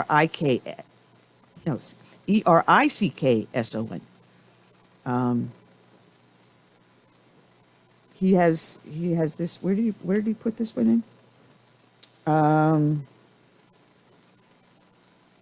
It's Eric Erickson's Confession of a Political Junkie, and you can probably pull it up there and read the article yourself. But this has to be, you know, hey, we know that the raid on Mar-a-Lago was a political ploy. It was, in a sense, saying, we can do this to the President of the United States. We can do this to anyone. It was a massive fear tactic to cow anyone and everyone out there that wants to use their independent voice and get the truth out there. And that's exactly what they want to do, stifle the truth. Now, question whether or not the attorneys were present. As I understand, there were 2 of Trump's attorneys present on the property, but were they allowed to view and verify the documents that were being removed? We can't tell. But we do have success, folks. We actually really do have success. We do have our next guest in on the show today. Want to welcome back onto the show Michael Letts, and he is the CEO of In-VestUSA. It is a company, a 501c3 nonprofit that provides ballistic vests to first responders. Welcome to the show, Michael. How are you today? It's always an honor. Thank you so much for having me on. I appreciate what you're doing for getting the word out to America. Now, we've talked before in the past. You've been a member on the show a couple of years ago. I have to apologize for not getting you back. Mm-hmm. But I forgot, where was it that you were a Leo at? South Carolina. We have served as state constable in Columbia, South Carolina. Ah, capital city. That finally elected a Republican mayor. We're proud of that one. Yeah. Dan Rickerman. Dan's a good friend, and he's been doing a great job. He really has. Yeah, I haven't been up to Columbia in a couple of years, so maybe we'll see after McMaster's gets reelected. Maybe if I make it back up there again. Actually, I drove. Well, you'll have to come up for the swearing-in ceremony. Actually, I was there for Mark Sanford. I don't know why I just could not remember his name because his brother lives out here with us in the Low Country, and he goes to the same church that I go to. And every once in a while, when Mark was governor, he was coming down to visit his property and his mom down here. He would come to the church there, and you see him sitting on the back pew so they can get him in and out real fast. Yeah, I'm laughing. And Mark still was a little while back. It's been a few years. Mm-hmm. But then he lost his Mark, it's been a few years. Yeah, he lost his marbles, though. I think he lost all of them. Yeah, I was going to say, I think he lost all of them. Because when they were voting to make Boehner the Speaker of the House at one time, I was texting him back and forth, telling him, don't do it, don't vote for him, don't vote for him. And he texted me, he goes, you don't understand. These deals are done behind closed doors, and they're done weeks in advance. And it's like, I can't believe he actually sent me that text. I really don't believe he sent me that text admitting that it's a done deal. So anything we have to say just doesn't matter. That's scary. It is scary, and I understand what he's saying, and quite frankly, he was accurate. However, though, you still have to abide by principle. I appreciate what you said. I mean, regardless of whether the deal's been cut or not, you need to vote your conscience. Exactly. All right. Now, I had a whole mess of things. Wait a minute. Where the heck is your picture? There you are. I know I had you up here. I'm getting the video footage up here right now. Just so bear with me, please. I'm a little discombobulated today. Nothing's been going right. It's like Friday the 13th times 2. So today's the 26th. It's twice the bad luck I'm having today. So, I mean, it'll get better. It'll get better as the day progresses. Yeah. Well, most people, think a bulletproof vest or a ballistic vest just for law enforcement and military. But lately, a lot of other first responders, when responding to a scene, be it a fire or an aided case or something like that, they now are under attack just as viciously as if it would be a police officer. So these vests are needed not just for law enforcement, but for all first responders, correct? That is correct. I'll give you a few examples. There in the Charleston area, we had 3 EMS workers who were killed because they got on the scene first before law enforcement arrived. In New York, we had 9 firefighters who were shot. We lost a number of them in the line of duty. Same circumstance. They arrived on a scene before it could be cleared by law enforcement. So we are getting requests from all over the country, from both firefighters and EMS, asking if we could assist them with active shooter vests that they can have just in case they get on the scene first. Yeah, and I've been reading articles, especially firefighters have been coming under heavy attack.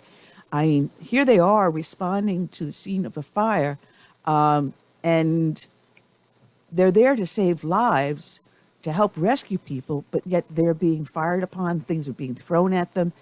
And I've used to see a little bit of this back in the 80s in New York City when we would have that and we'd have to cover their backs. But now we're seeing it nationwide, which is scary. It really is. It shows where we are at as a country. And that's the scary part about it. Whether it's a firefighter's badge, a local, state law enforcement badge, a federal badge, it shows that there is no respect for the authority and that they've been vilified. A lot of that has to do with the defunding the police movement, things along those lines.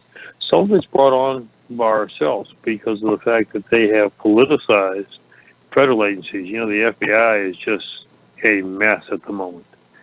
And when people see a badge, they don't differentiate. So when they see all the negative about where they are going after particular segments or advancing a political narrative, they take it out on everybody. And that's a real shame for those who are trying to do their job every day. All right, Michael, if you can bear with me, we had a guest that should have been on the show prior to you. I just want to bring him on very briefly, introduce him to the public, because if anyone knows the wrong side of standing on the wrong side of a badge is this man. I want to welcome onto the show Paul Manafort. Good afternoon, Paul. How are you today? Good, thank you. I'm sorry I'm going to come to you late. I was doing another interview that just ended up. It went over, so I apologize. Well, we'll have to have you come back on so we can go in depth and talk about all the things we wanted to talk about. You have a new book that was just released this month called Political Prisoner, Persecuted, Prosecuted, but Not Silenced, which people can get at Simon & Schuster, get it at Amazon and other places. We were talking about the demonization of law enforcement, and Michael, teeth and backwards, former law enforcement, as well as myself out of New York City, we know what it's like to have people anti-cop, all of a sudden we're the evil devils. But when we have federal agencies that go overboard, like we're seeing with the Department of Justice, the FBI, now IRS persecution of us during the Tea Party era, and now 87,000 new armed IRS agents coming into the fold. The federal government, the administration with the federal government has just demonized everything by abusing power.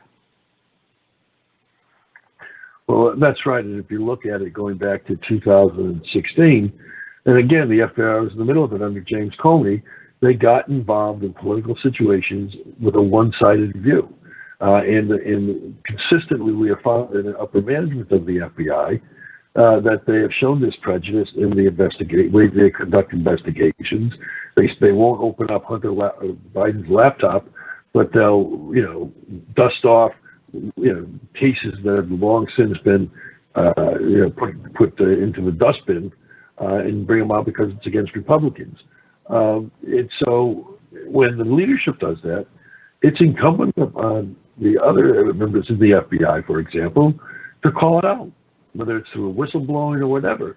If they don't, they get the stink on them of the upper management. And we can't have, when our top law enforcement agency be viewed as having a two-tiered approach to justice, that will destroy the credibility. And you're starting to see now in some of these polls, for the first time, the credibility of the FBI is dropping dramatically.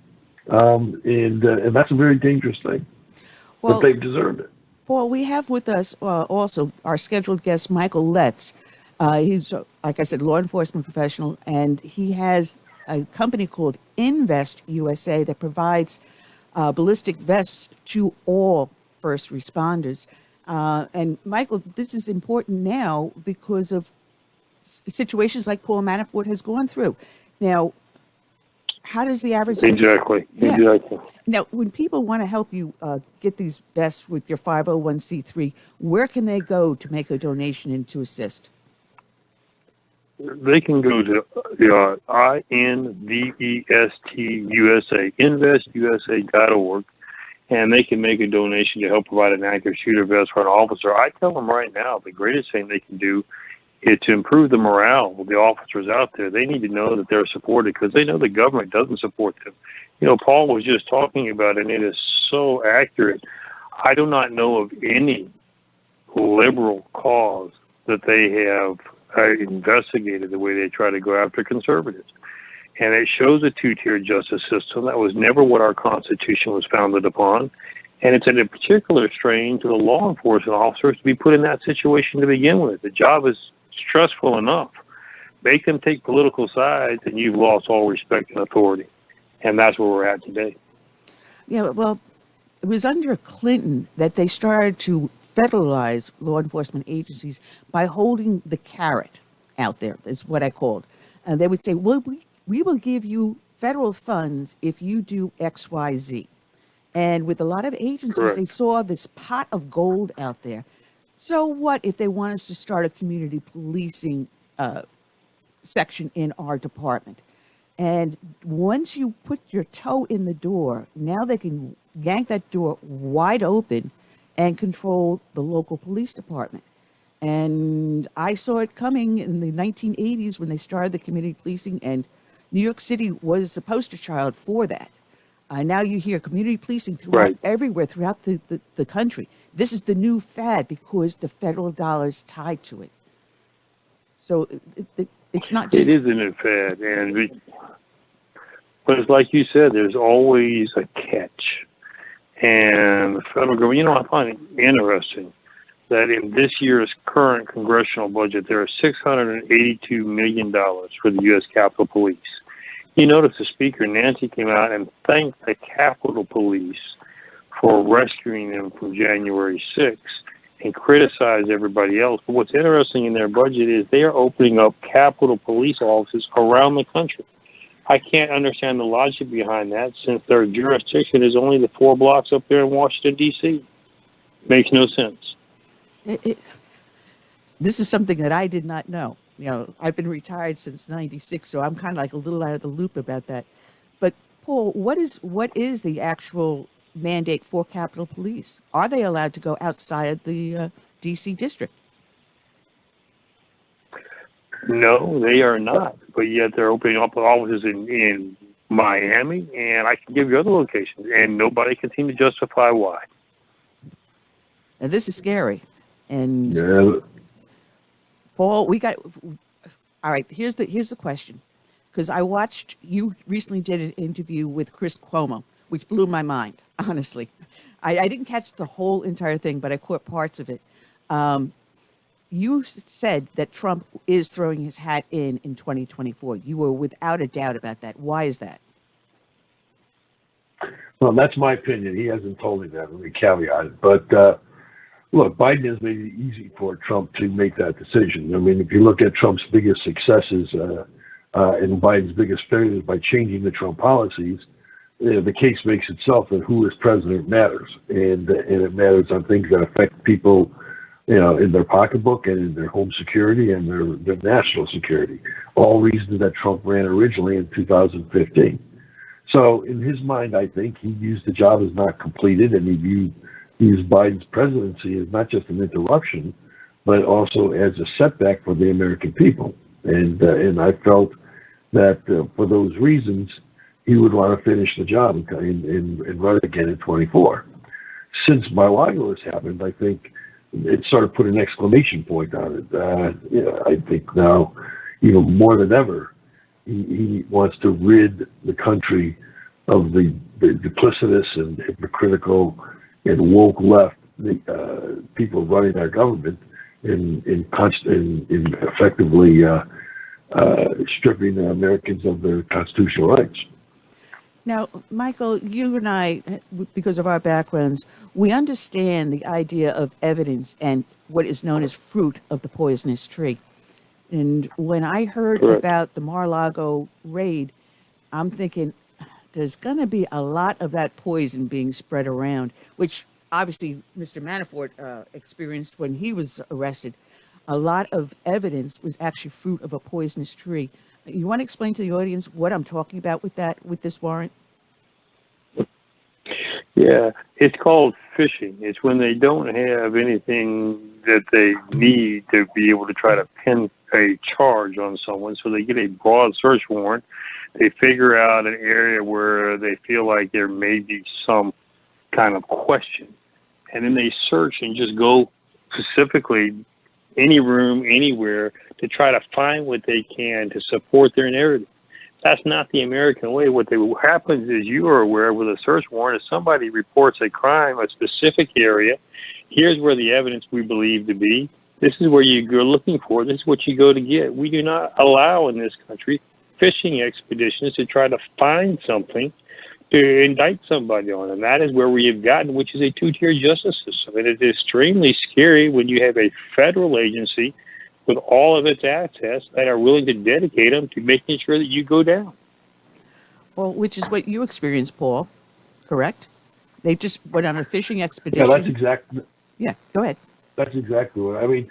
The parallels to what I experienced, what's going on in Mar-a-Lago, are they're not even parallels. They're just one on top of the other, because it's the same playbook where they take a outrageous statement. Manafort's got with the link to Russia and the Trump campaign, and Trump's got national security nuclear weapon documents in his basement.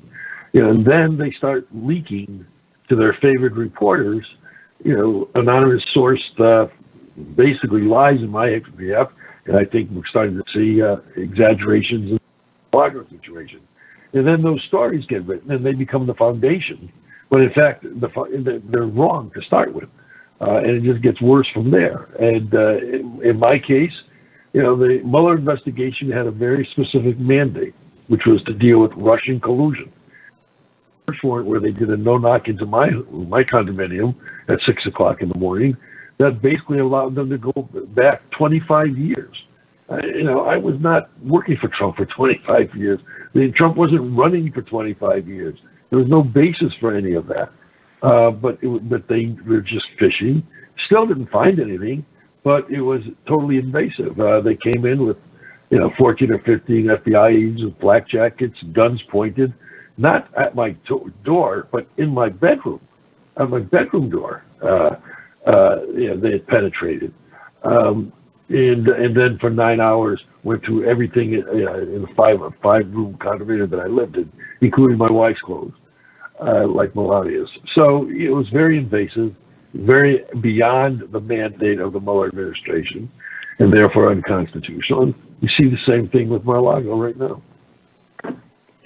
Wow. It is amazing, Paul, and they let the media know ahead of time so that they can further damage your reputation and character by filming it all. That's a great part of what they try to do to you. Isn't it amazing?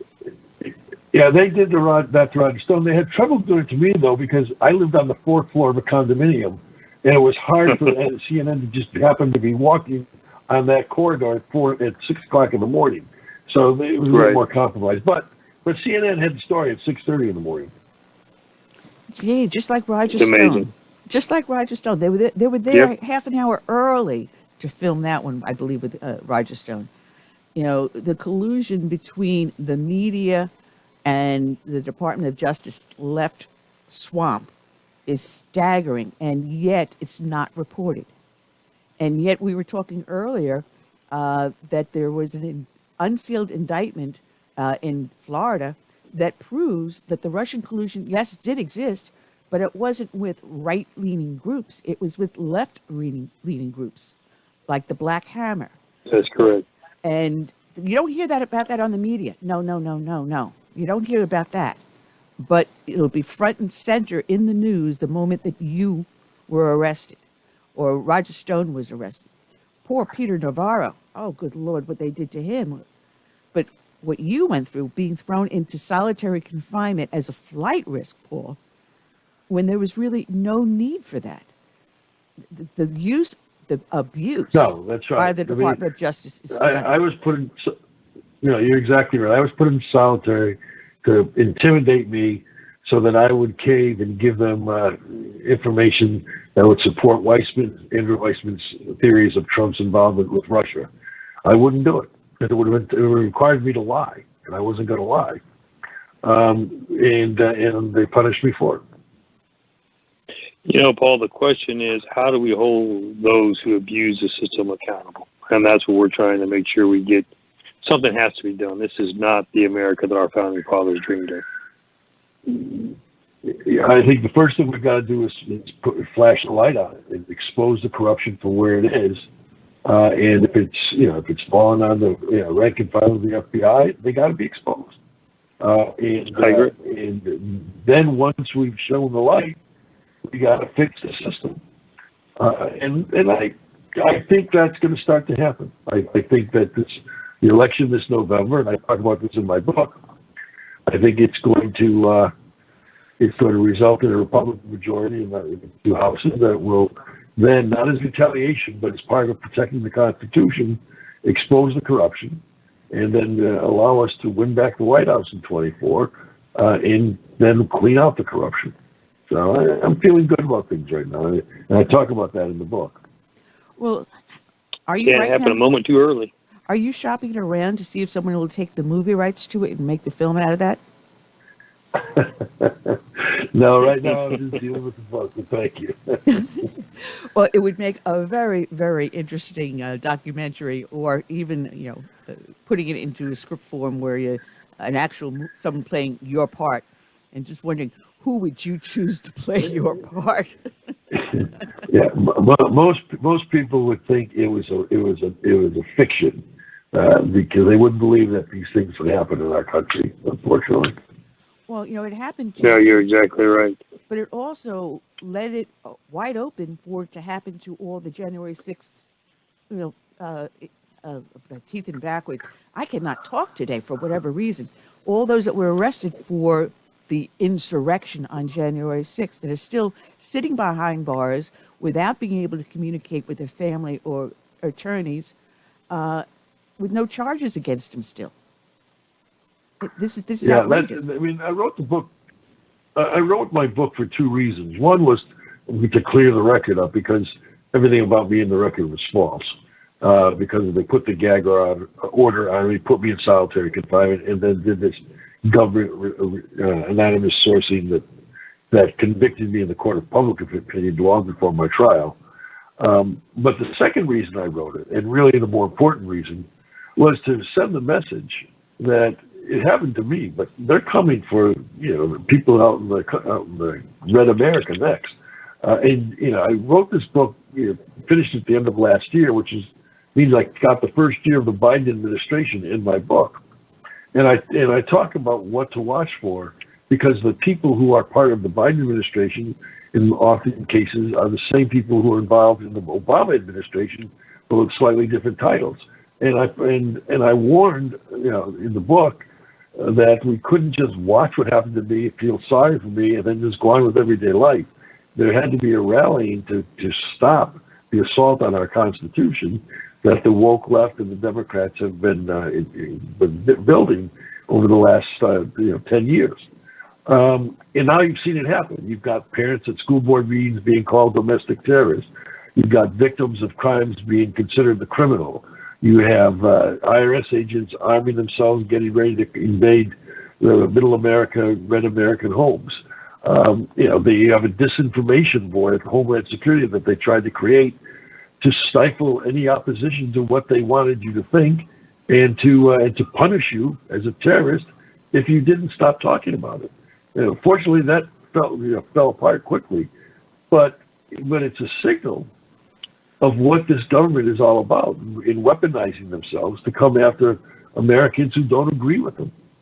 And so that message is more core to my book than my personal story. My story just amplifies how it happened to me. It could definitely happen to you. Yeah, the 87,000 new IRS agents going to be going online next year, more than doubling the size of the IRS. But yet the IRS, and I love this one, Michael, they do not properly train them to use the firearms, and they have more accidental shootings than they have of intended shootings. But these IRS agents will descend upon businesses armed to the teeth and confiscate property, be it records, without, where's their search warrant? But they're the IRS and they can do whatever they want. This is scary. And unless we take our... And they're taking the guns away. And they're taking guns away from legally licensed people who wanted to defend themselves against the criminals. And it's, you're right. Everything is upside down in this world today.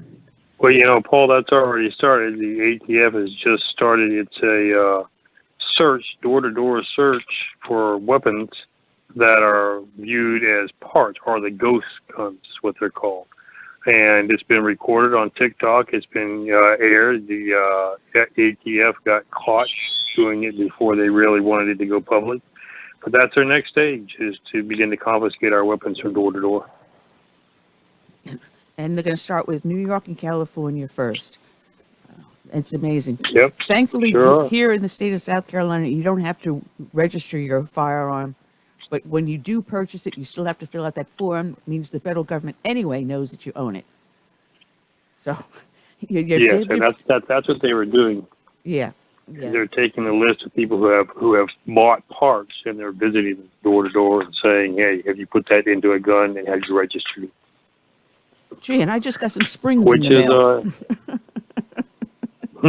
Yeah. So I'm on the list. I tell them, I use a stock for a scarecrow one time. There you go. No, and I also bought some speed loaders for my off-duty chief. So, I mean, Michael, that goes to show how old school I am in law enforcement. I still have my revolvers. So. You still got your speed loader for that. You've been there a long time, that's for sure. Oh, jeez. I just let my age go away. You're just a collector. That's what it is. You weren't actually there at that time. You just collect them. That's what we'll call it. Okay, I'll agree with that. Now, Michael, because of everything that's happened over the last couple of decades, this does go back a couple of decades. Do you see law enforcement, small town sheriffs, and things like that, separating themselves from cooperation with federal agencies now, with the bad rep that they're putting on the rest of us? There's no question, because this is having a devastating effect on law enforcement all across the country. because the feds are the ones creating such controversy. But most people see a badge as a badge, so they're beginning to vilify all law enforcement. Causes us to distrust the feds. I mean, if they will be willing to compromise themselves and lie, they lied on the FISA court applications. They're willing to lie to a federal court. What would they do to us? So it's causing great division among law enforcement all across the country, and that is not good for America. No, it's not. And that's why we've got to get a unifying president to come back in office and kick the swamp out once and for all. Paul, when Trump came in office in 2016, when he was elected, the first thing I kept on shouting on the show and before is that he's got to do a clean sweep. The same way, what was it, Clinton, when they went in, they took all the keys off the typewriters so that they couldn't type the name Bush.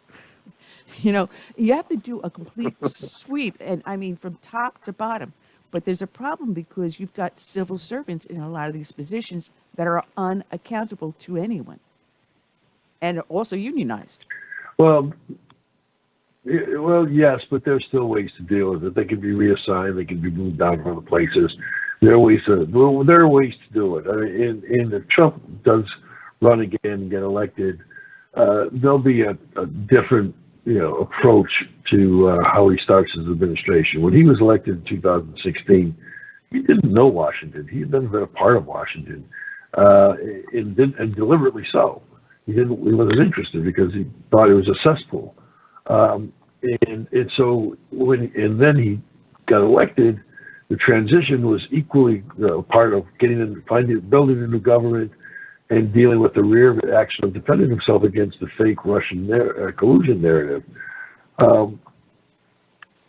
But now he's got a team. He's got experience. He's got a team that's experienced. They have a history now of how to deal in Washington. And I'm confident that if he decides to run, he'll win. And if he wins, he will make a immediate, impactful change in Washington. Well, now, you've got a Paul, I love what you said. Oh, I'm sorry. Go ahead, Michael. I love what Paul said from the standpoint.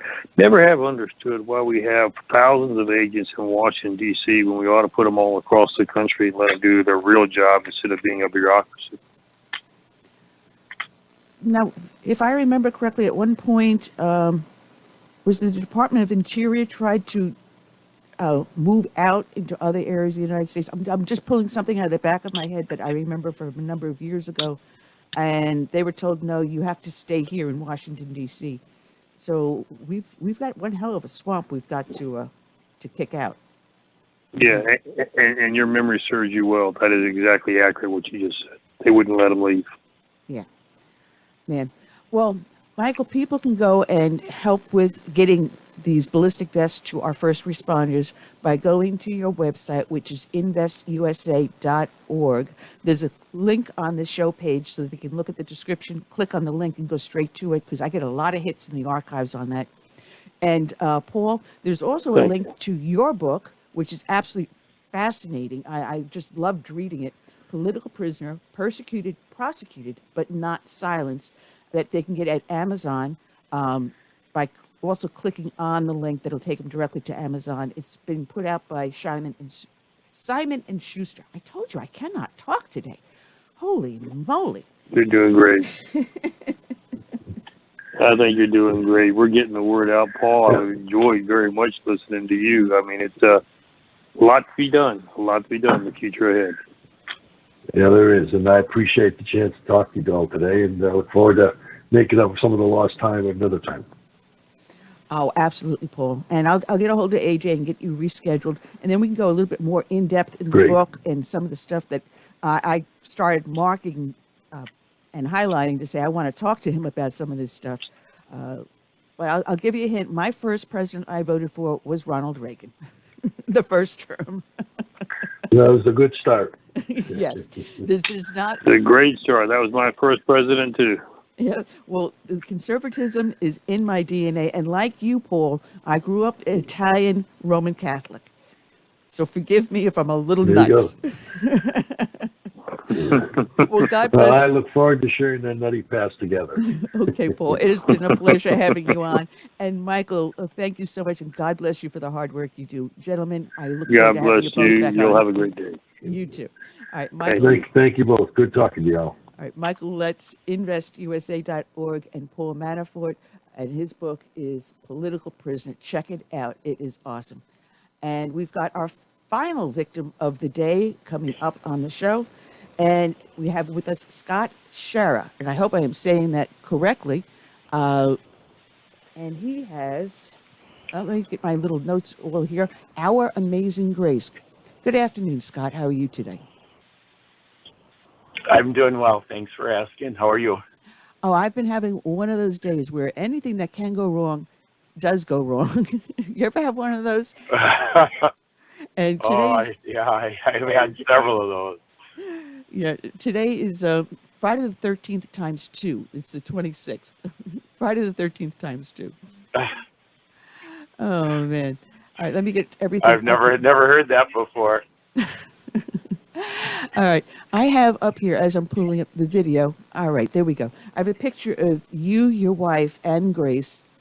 And I also put together a little video that plays that shows your daughter Grace in various things that you have on your page, which is ouramazinggrace.net. Did I have that correctly? You do. Okay. At least I didn't screw something up too badly today. Oh, man. You went through what I can never imagine anyone having to come through. No parent wants to outlive their child. And you lost your child recently, not too long ago. And she seemed to have been a very, very amazing young lady. And the hospital, I just could not understand. This was a Catholic hospital, correct? It was. I would say in name and marketing only, but not in their feet. Well, she was admitted for COVID. And your wife, was your daughter, daughter Jessica, had was the patient advocate.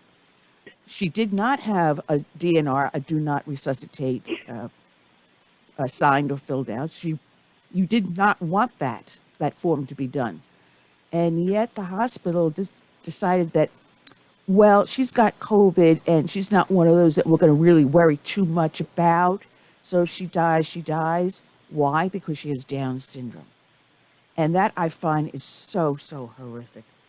You want to tell us exactly, in your words, what had happened and why they did what they did? Well, I really can't answer for sure why. My why is speculation, but the speculation has led me to believe it is because she had Down syndrome.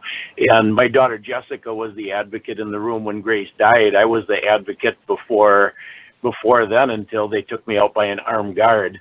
But what physically happened to Grace her last day, so the official reason she died is COVID-19 pneumonia, and that's a complete lie.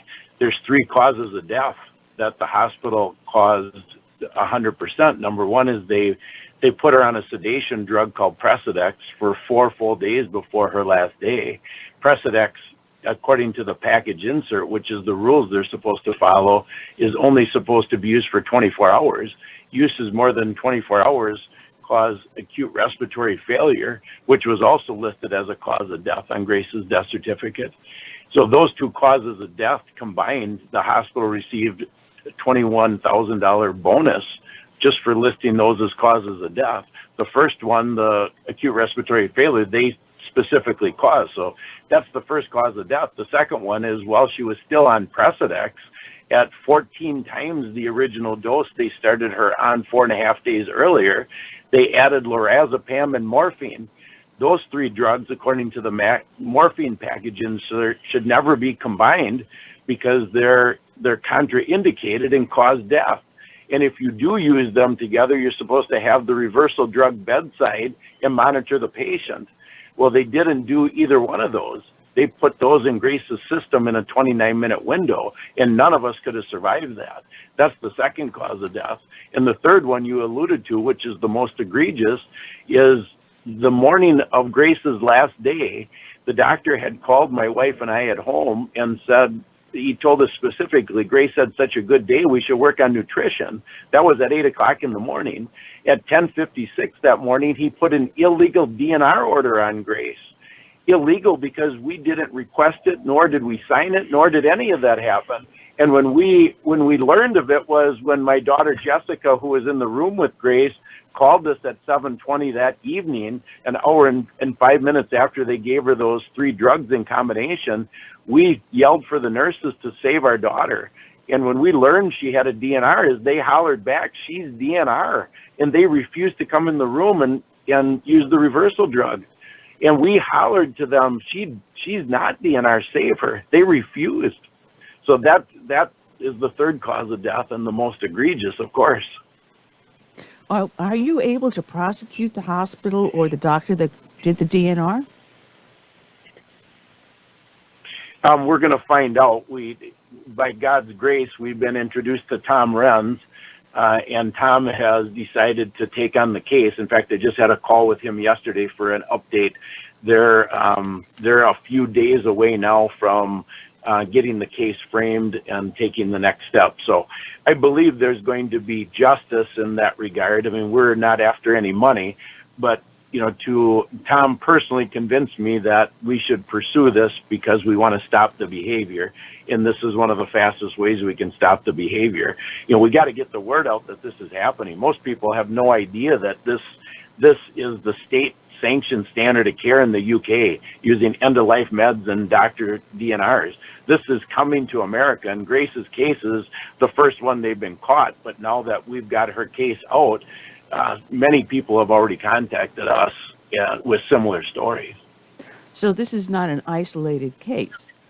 If you have certain underlying conditions and you have COVID, it's going to be the full-blown original Obamacare, where care will be withheld if you are of a certain age or have a certain medical conditions. You are now the unwanted class. So in essence, we're looking at another form of population control and genocide. That's spot on.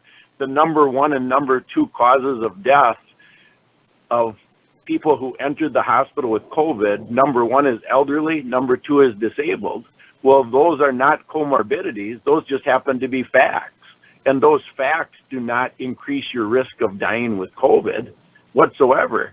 They set this whole thing up by telling us at the beginning of COVID that those classes of people need to be the first one to get the jab and they're the highest risk. Well, those were all lies.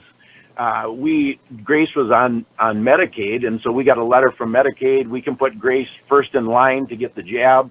Of course, we rejected that. We were already wise to the jab, and so we didn't do that. And, in addition to Grace having Down syndrome, which they mentioned 36 different times in their reports, they mentioned that we're Christian, we're unvaccinated, and that we were following the frontline doctors' misinformation campaign. That's how much of a bias there was toward Grace in the hospital. Well, while you were in the hospital with Grace, you yourself contracted COVID.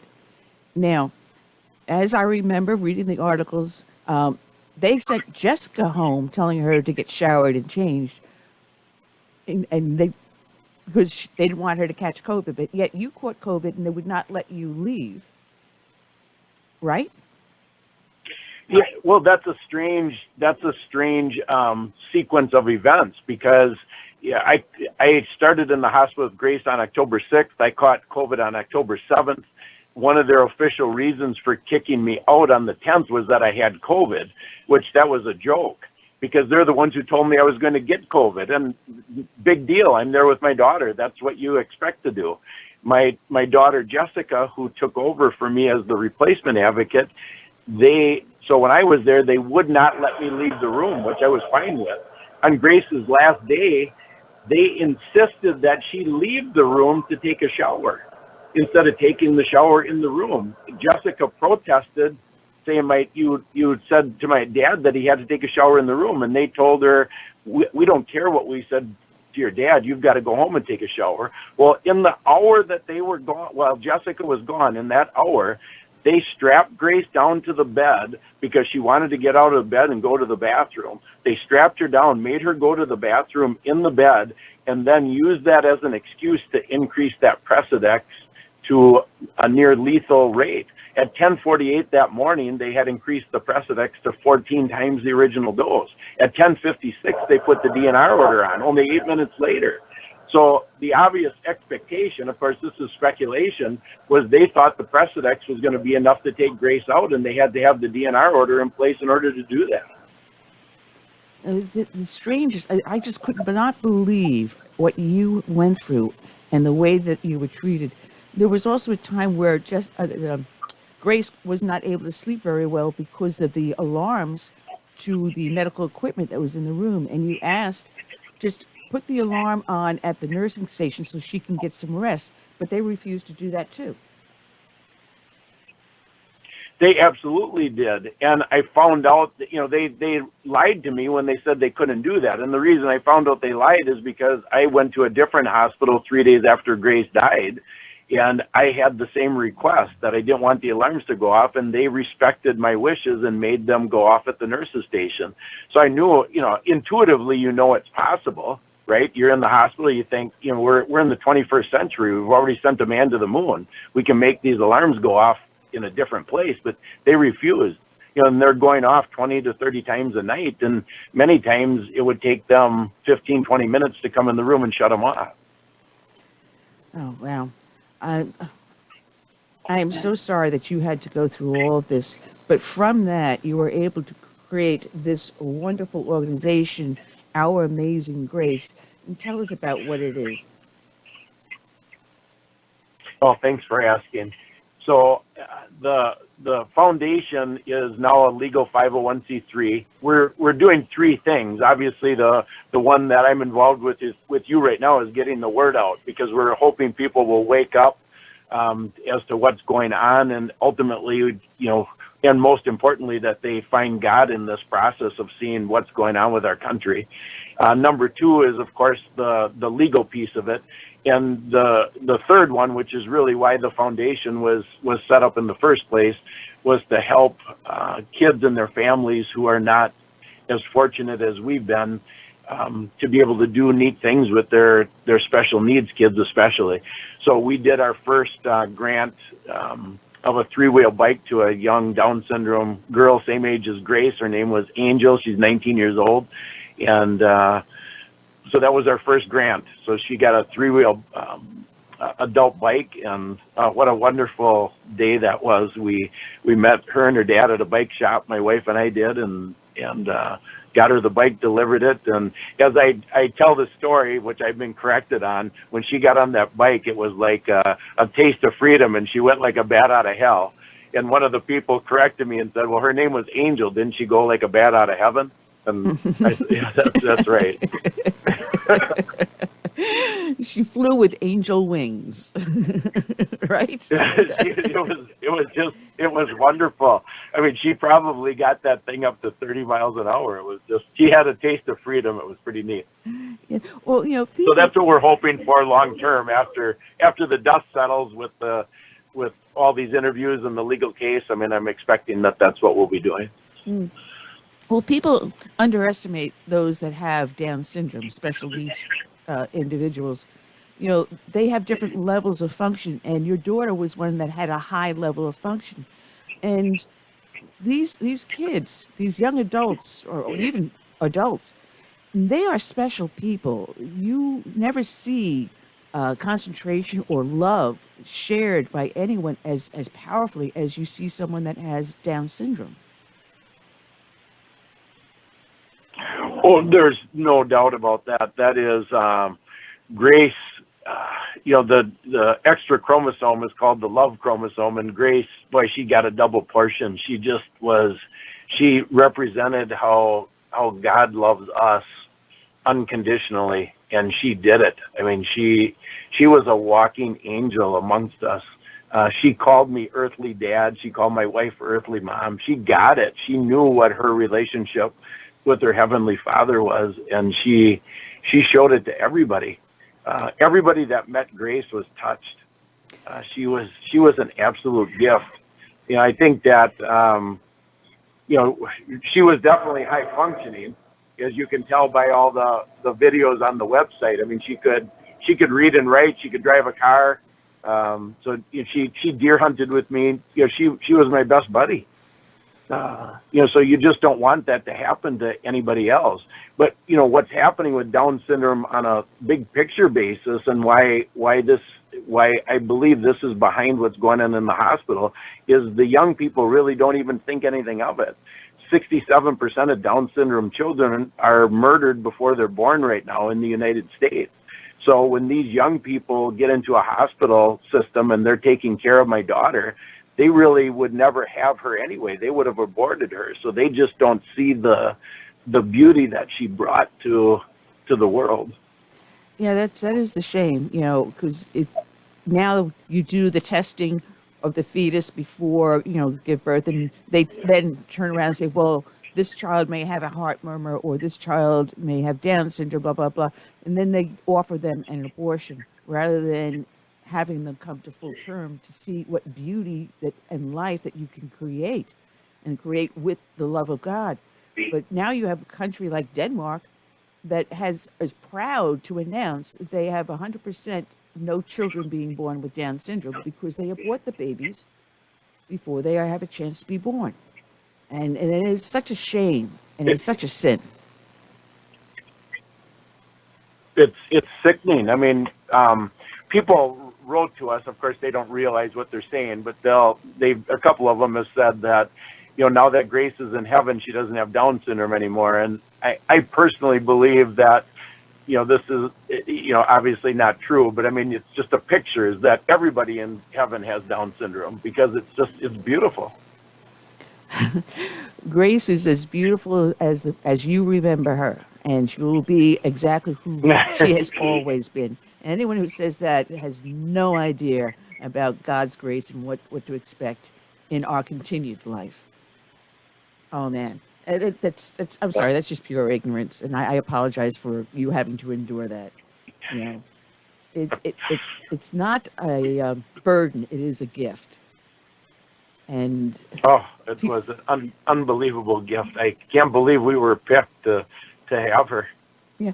Now, when you caught COVID, you went to a different hospital in Wisconsin, and they took a completely different way of treating you for COVID.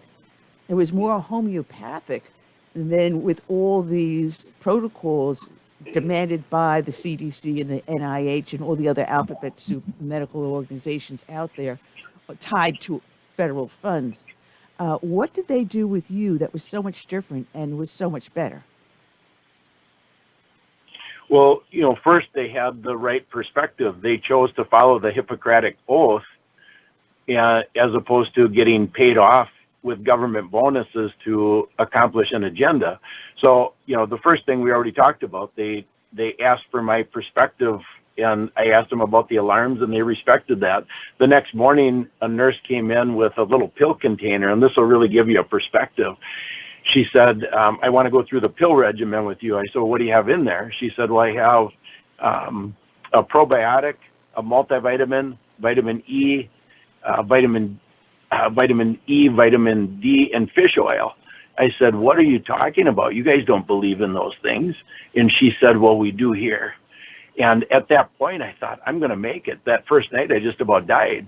Well, on top of that protocol, they gave me budesonide treatments. And then when the doctor met with me, he told me about a drug that he'd like to try.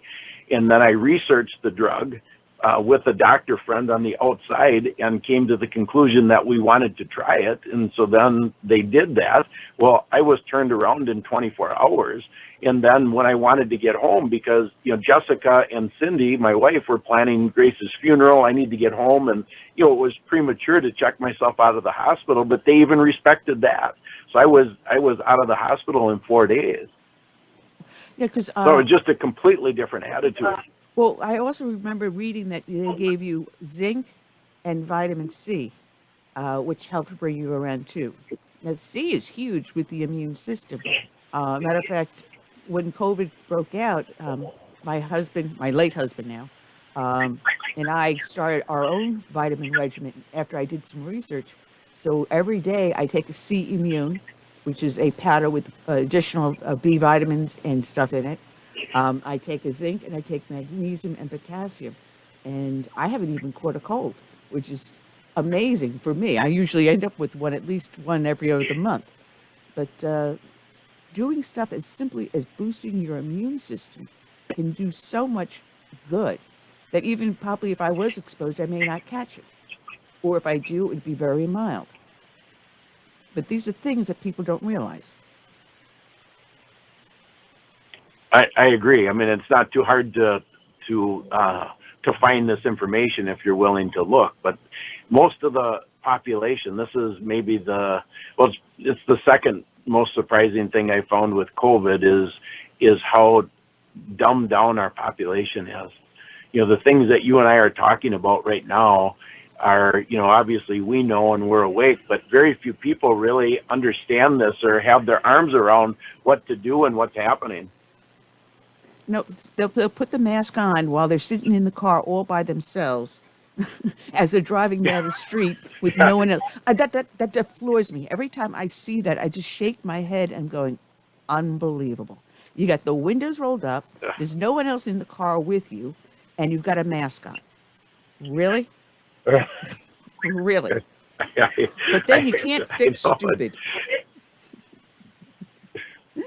The sad thing is that, you know, it's sad. I mean, our attitude has got to be one of forgive them, Father, because they do not know what they're doing. Because it's crazy. I mean, we've got to realize that we'd be in the same boat if it wasn't for God's grace. Yeah. You know, can this hospital, I asked you, be prosecuted? But what happens when you have the medical malpractice? Is the doctor now immune from anything you go after him for? Well, that's the thing a lot of people really have no clue on. So even before COVID, the doctor lobby groups have got the state statute set up in their favor. So in Grace's case, Grace was an adult because she was 19. So the typical way you sue for medical malpractice is called loss of companionship. By state statute, there's no loss of companionship because Grace was an adult. And so then the next claim is under a medical malpractice claim, which has a $750,000 limit.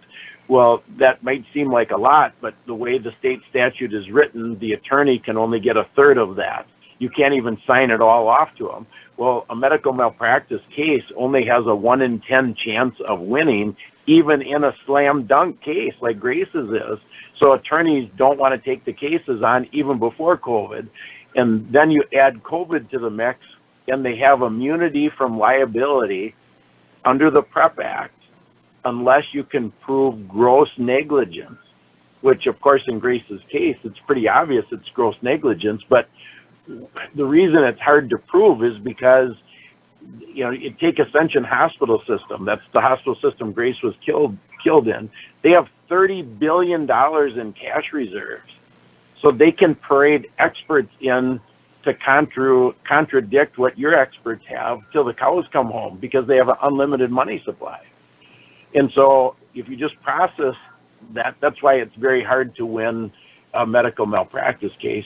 You know, we believe God's behind us, and, you know, that's why this case will be successful.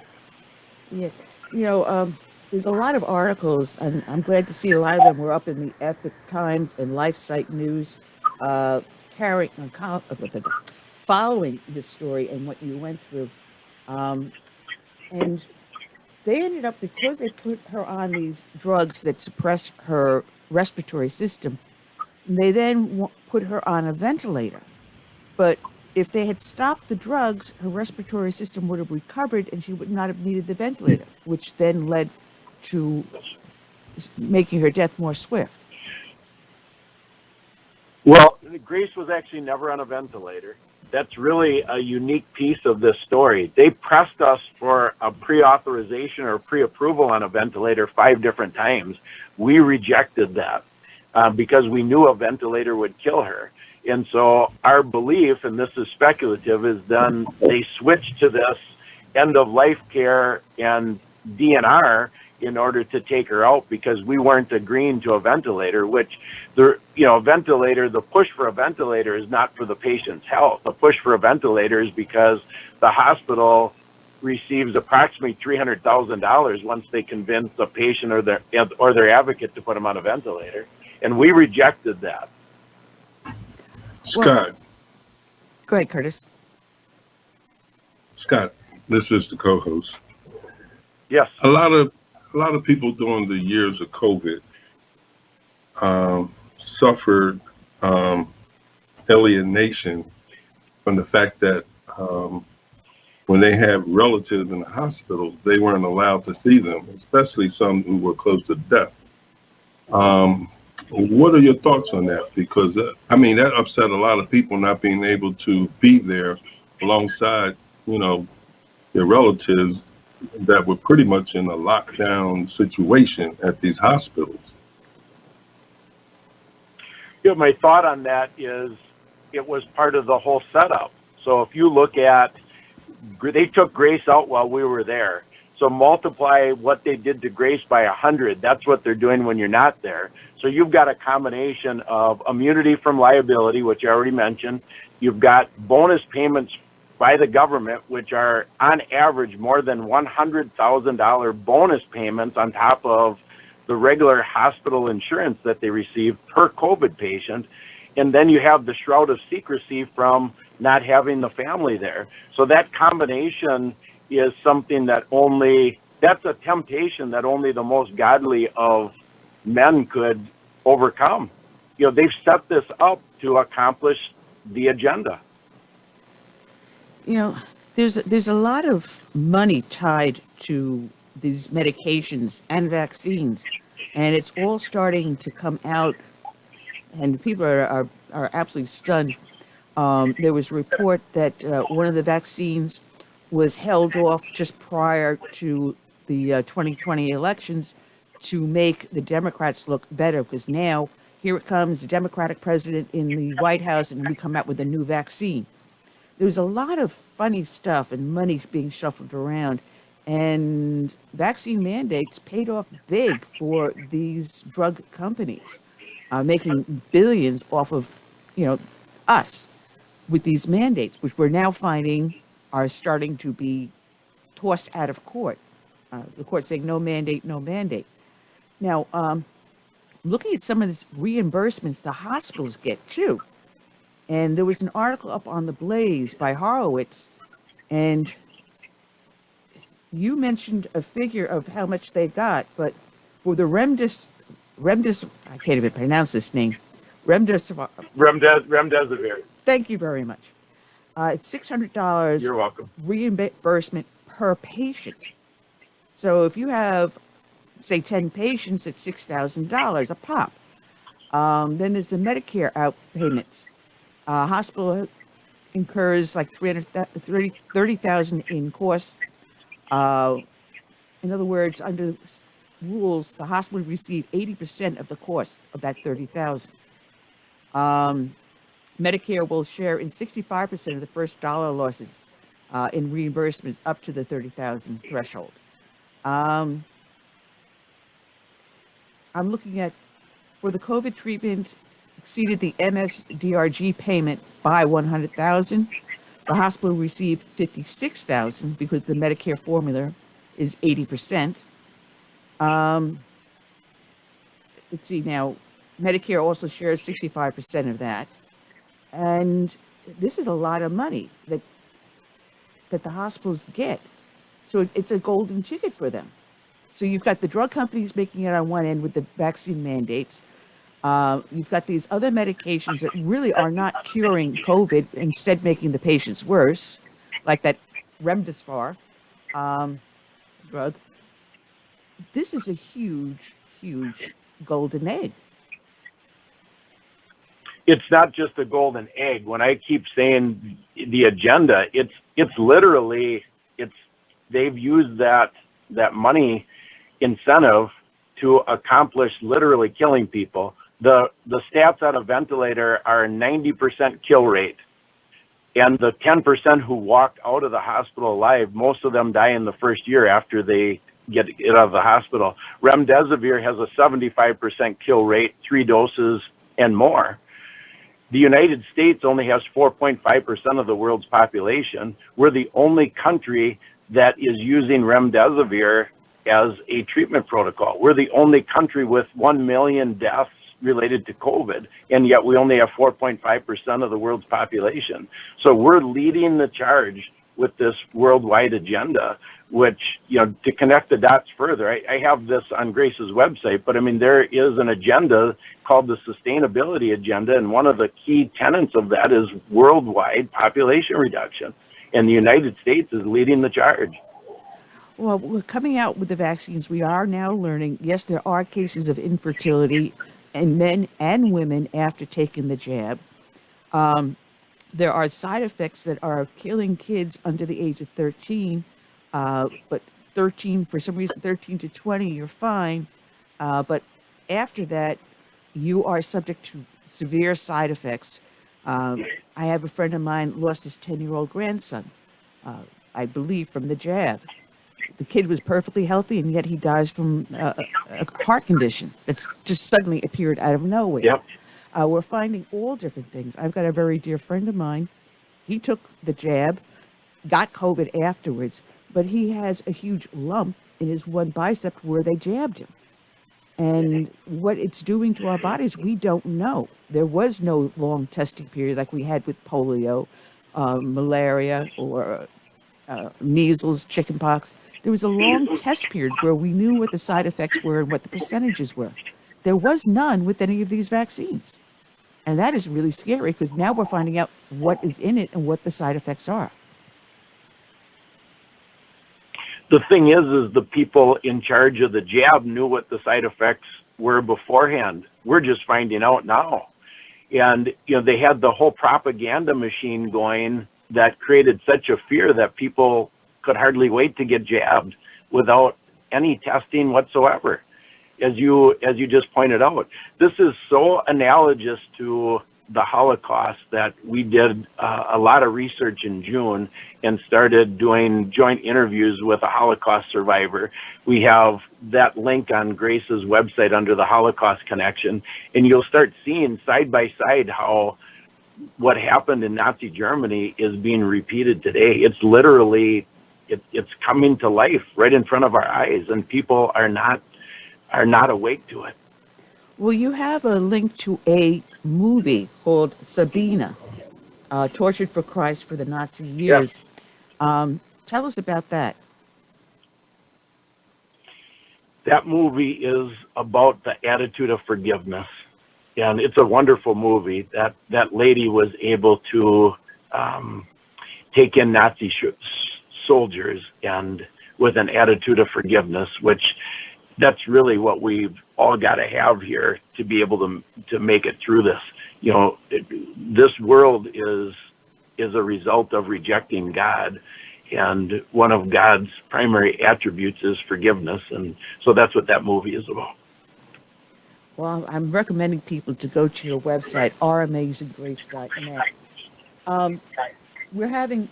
We're finding out how these vaccines are being made, and a lot of people have a religious objection to taking the jab. It turns out that, yes, we are using fetal stem cells in these vaccines.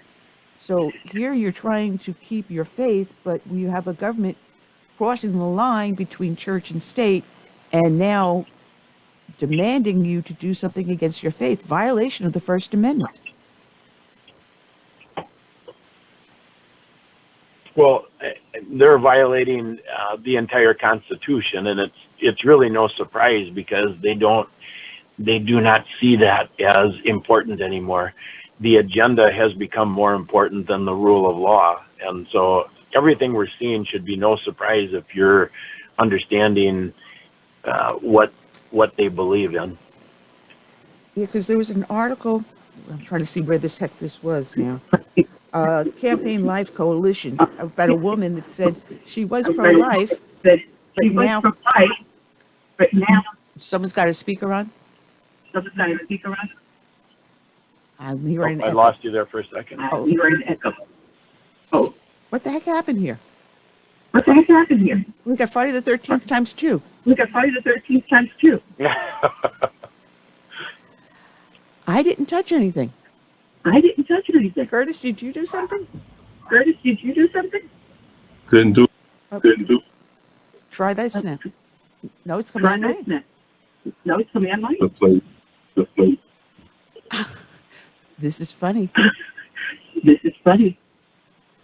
I don't know what happened here. I don't. All right. There's only one thing I can do.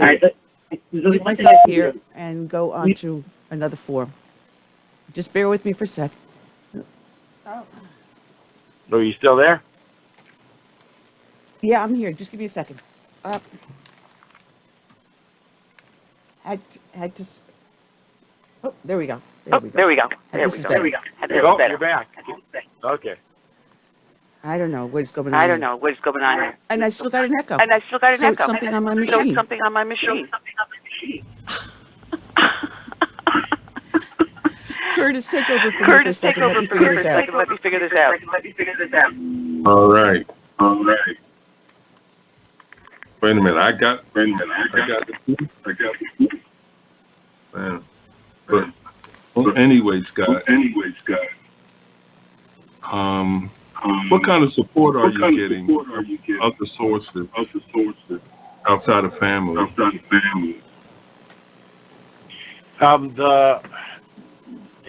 It's interesting. The web of people who we've met through this have been absolutely outstanding.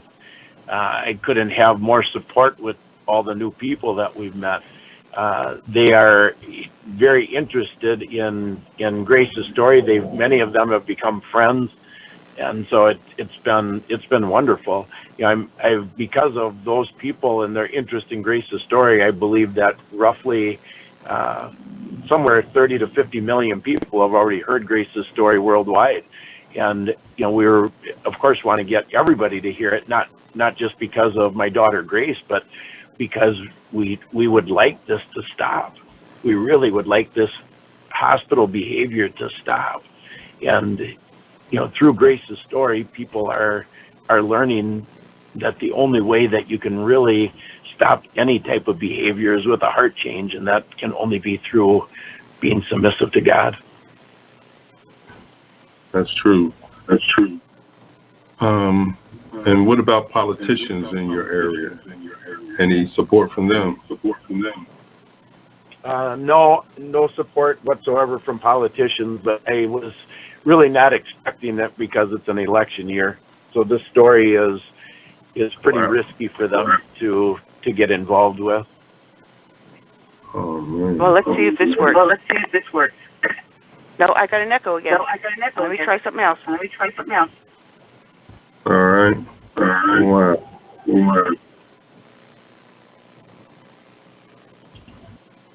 Now, with COVID, say like in the state of Florida, it's kind of like the Honda.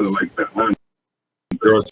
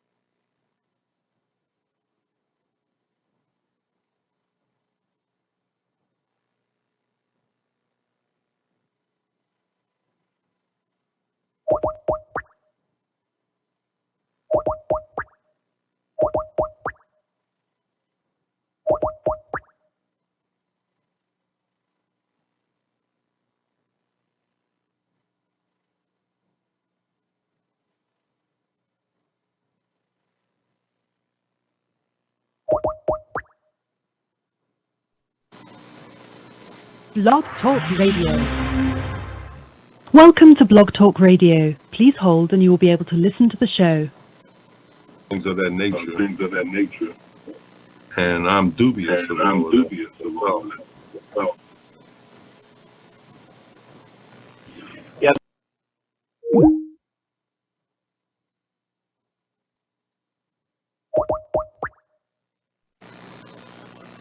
Blog Talk Radio.